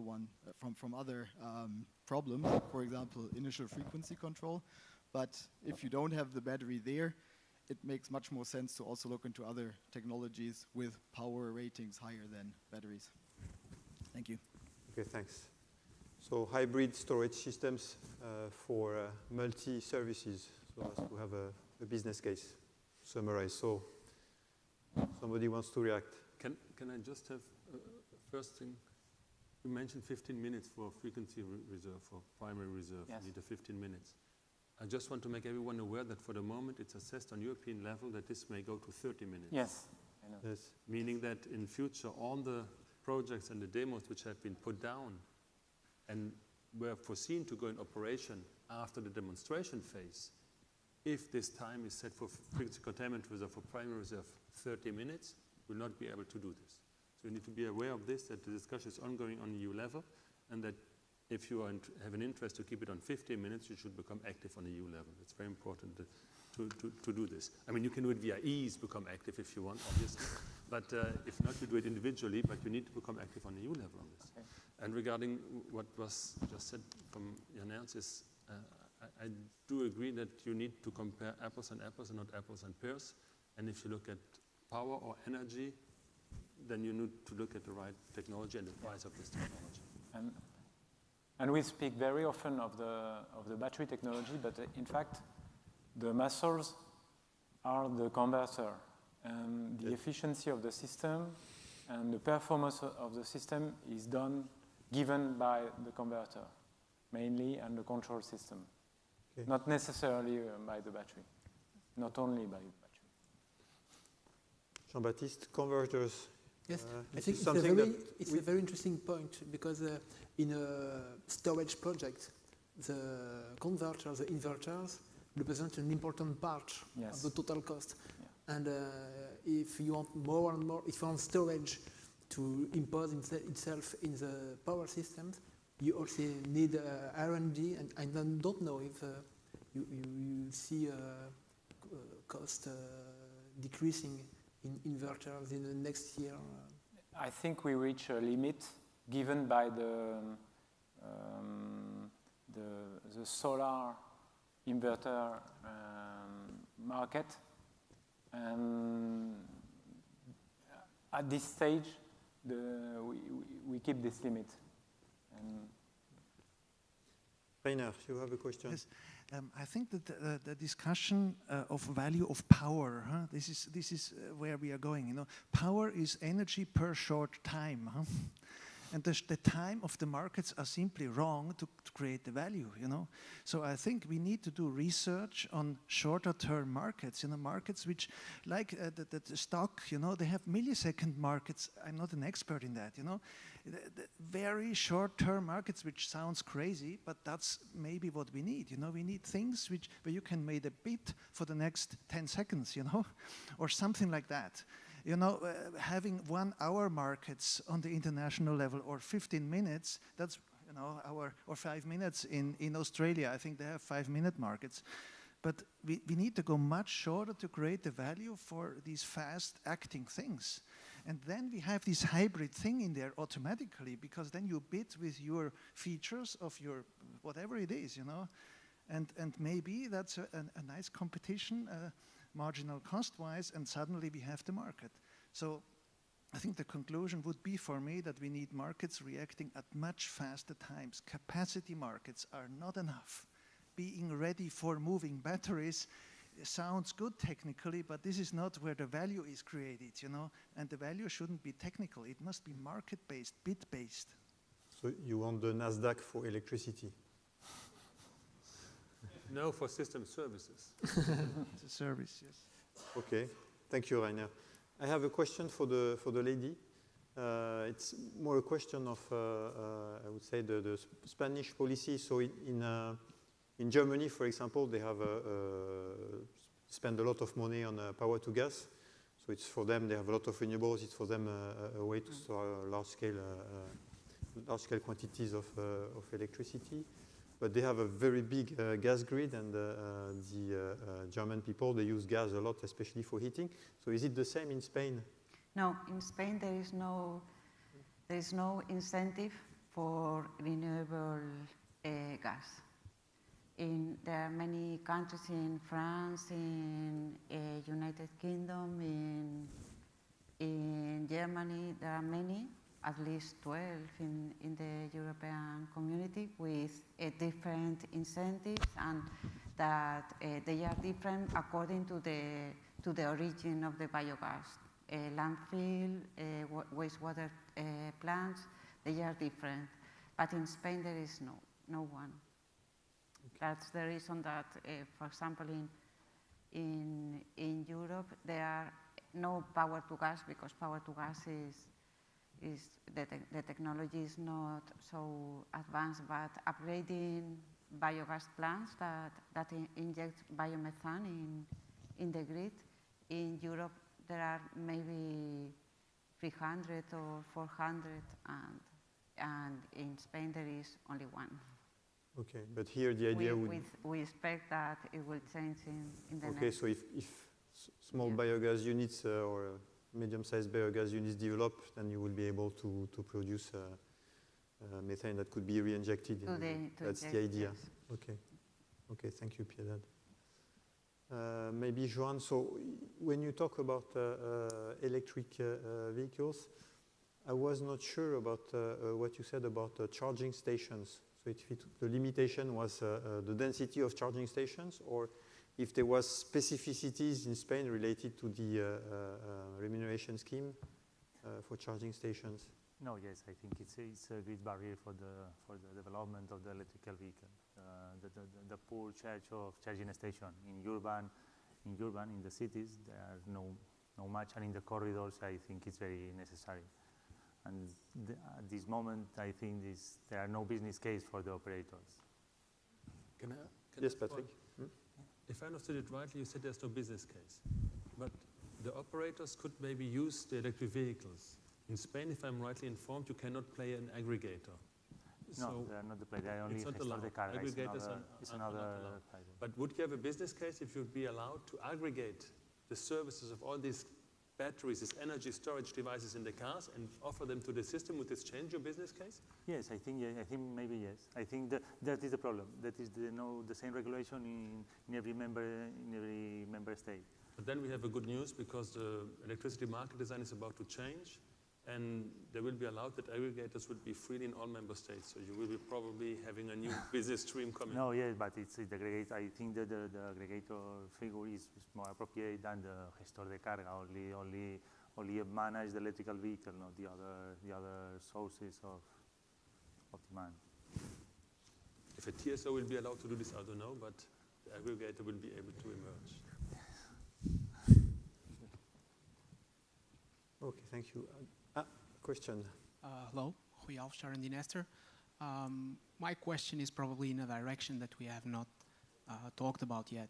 So what about the environmental concerns with energy storage, with battery storage, with resources such as lithium? Is this something, is this a topic of concern? Is this something that is not very convenient to talk about, or it's nothing that we should worry about? Maybe I would like to see your vision on that. Maybe I can reply. First of all, you should, no question is inconvenient. You should talk about every topics, and it's very important to talk about this. But I'm not afraid at all about it. First of all, the fact that we see that new materials are employed for batteries. So I'm not sure we'll ever have a bottleneck on some rare metals or limited metals, because we see always new, you take elements from right and left of the table, and you have a new battery put together. So this is coming more and more. And second, we saw that in the lead acid batteries, in the beginning the recycling was very low. Now it's something 80 to 90% of all the lead acid batteries, or even more, are recycled. And this is something which was achieved by the need to recycle, by environmental concerns. And as soon as energy storage is starting to deploy, you will also see this recycling. Umicore is already one of the big players on the recycling. It's already waiting for this moment. So they're ready in the starting blocks to set up the whole network European-wide or even larger to recycle the stuff? So you should ask all these questions, should make sure that it's recycled, because we need the material. We need to look at environmental impact, but I'm not at all concerned, I'm not afraid of this to happen. But still, there are some issues about regulations that Ricardo was saying. But I think Thierry, you remember when the sodium sulfur battery was installed on La Réunion Island? It took a while to have all the permitting. But that's normal. It's a new device. You have energy. The better the battery, the more condensed energy is stored. And if you have a lot of energy in a very small place, obviously you ask yourself, is there a danger or not? And if you have not a lot of experience with this, you start by making double sure by regulation, by people who are used to handle, I don't know, explosive or whatever, to say, oh, we have to apply the same to make sure that we don't, nothing. And it's totally normal, because you need to be precautious and pay attention. But you will see, the more we use it, we will employ, the more we put it down, we will learn, we have regulation in place, and you will have less the need to oversize the security measures, but you have to adapt them according to the real risk, which will be. For sure. Daniel, you want to say something?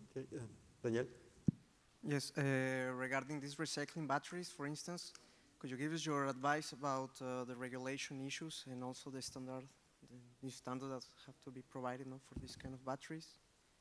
And, I don't know, the safety concerns as well? Thank you. I didn't understand. What's the second life batteries and recycling batteries. So all the issues that comes with the integration of them.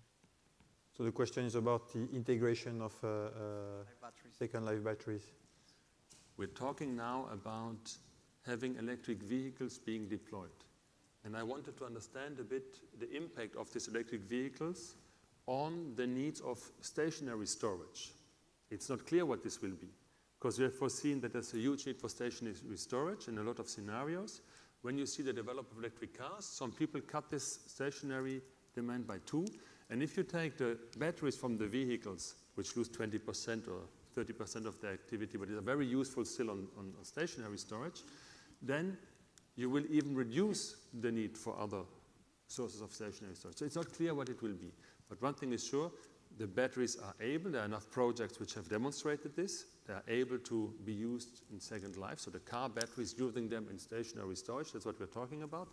This is feasible and it's not specifically a challenge, I would say. Then again, we come to recycling, we come to safety standards, and these points, obviously, you have to take care. So before we go and have some food, let's be provocative. So somebody said, I think it was Ricardo, that storage is not the only flexibility mean.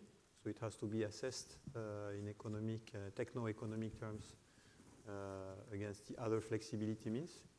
So do we really need storage, at least for many applications on the grid? Can we make it with a demand response? Can we make it with the flexibility brought by power electronics? In some parts of the world, in isolated system, storage will be one of the best solutions to provide flexibility to isolate it. So I rephrase the question, I mean in interconnected systems, so in the European grid, of course in isolated systems, I mean if but you have, no supply, you even in the interconnected system, you have some weak parts in which storage could be a part of the best solution. So the answer is very easy. Yes, we need storage. That's very easy. I know you would answer, Patrick. That's what I would expected to say. Patrick, you represent is. Oh, yeah. You know I'm from EASE, so it's a European Energy Storage Association, so I'm expected to reply this.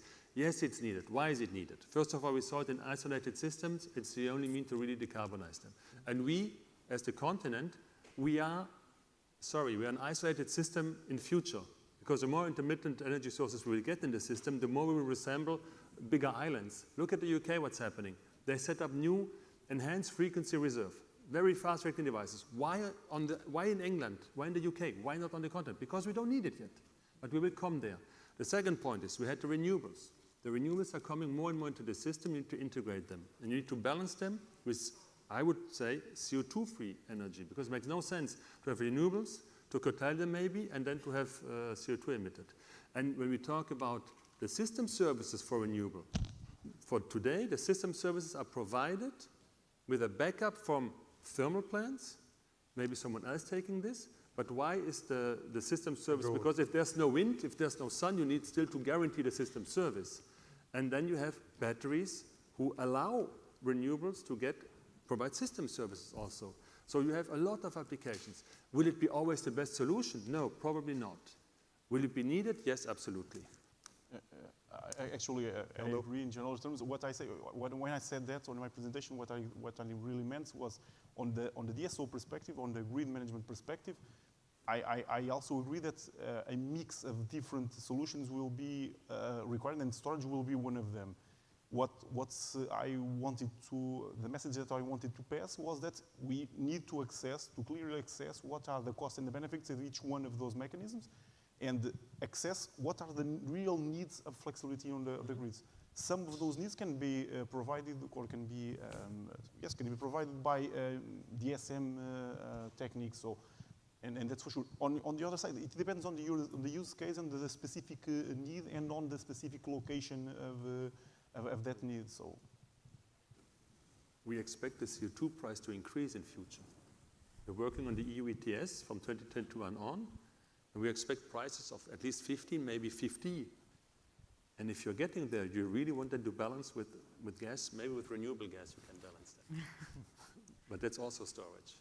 Renewable gas has one advantage also, that it's not only a storage system. It's if you transform in the reaction CO2 to methane, at the end this renewable gas is zero CO2 emissions. That is one advantage that. And it's decarbonizing the home heating or the decentralized use of gas. Otherwise, you cannot capture the CO2 from decentralized use of gas, but you can decarbonize the gas at the beginning by hydrogen and methane.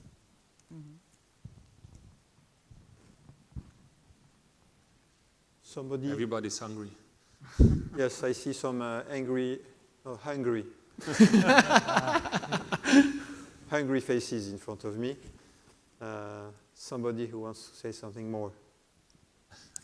Because if I keep on being provocative, we can spend the whole night.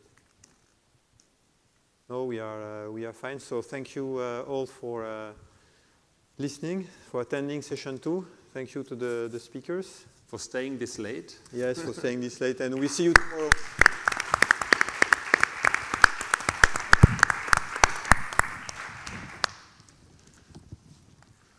So let's go. Okay.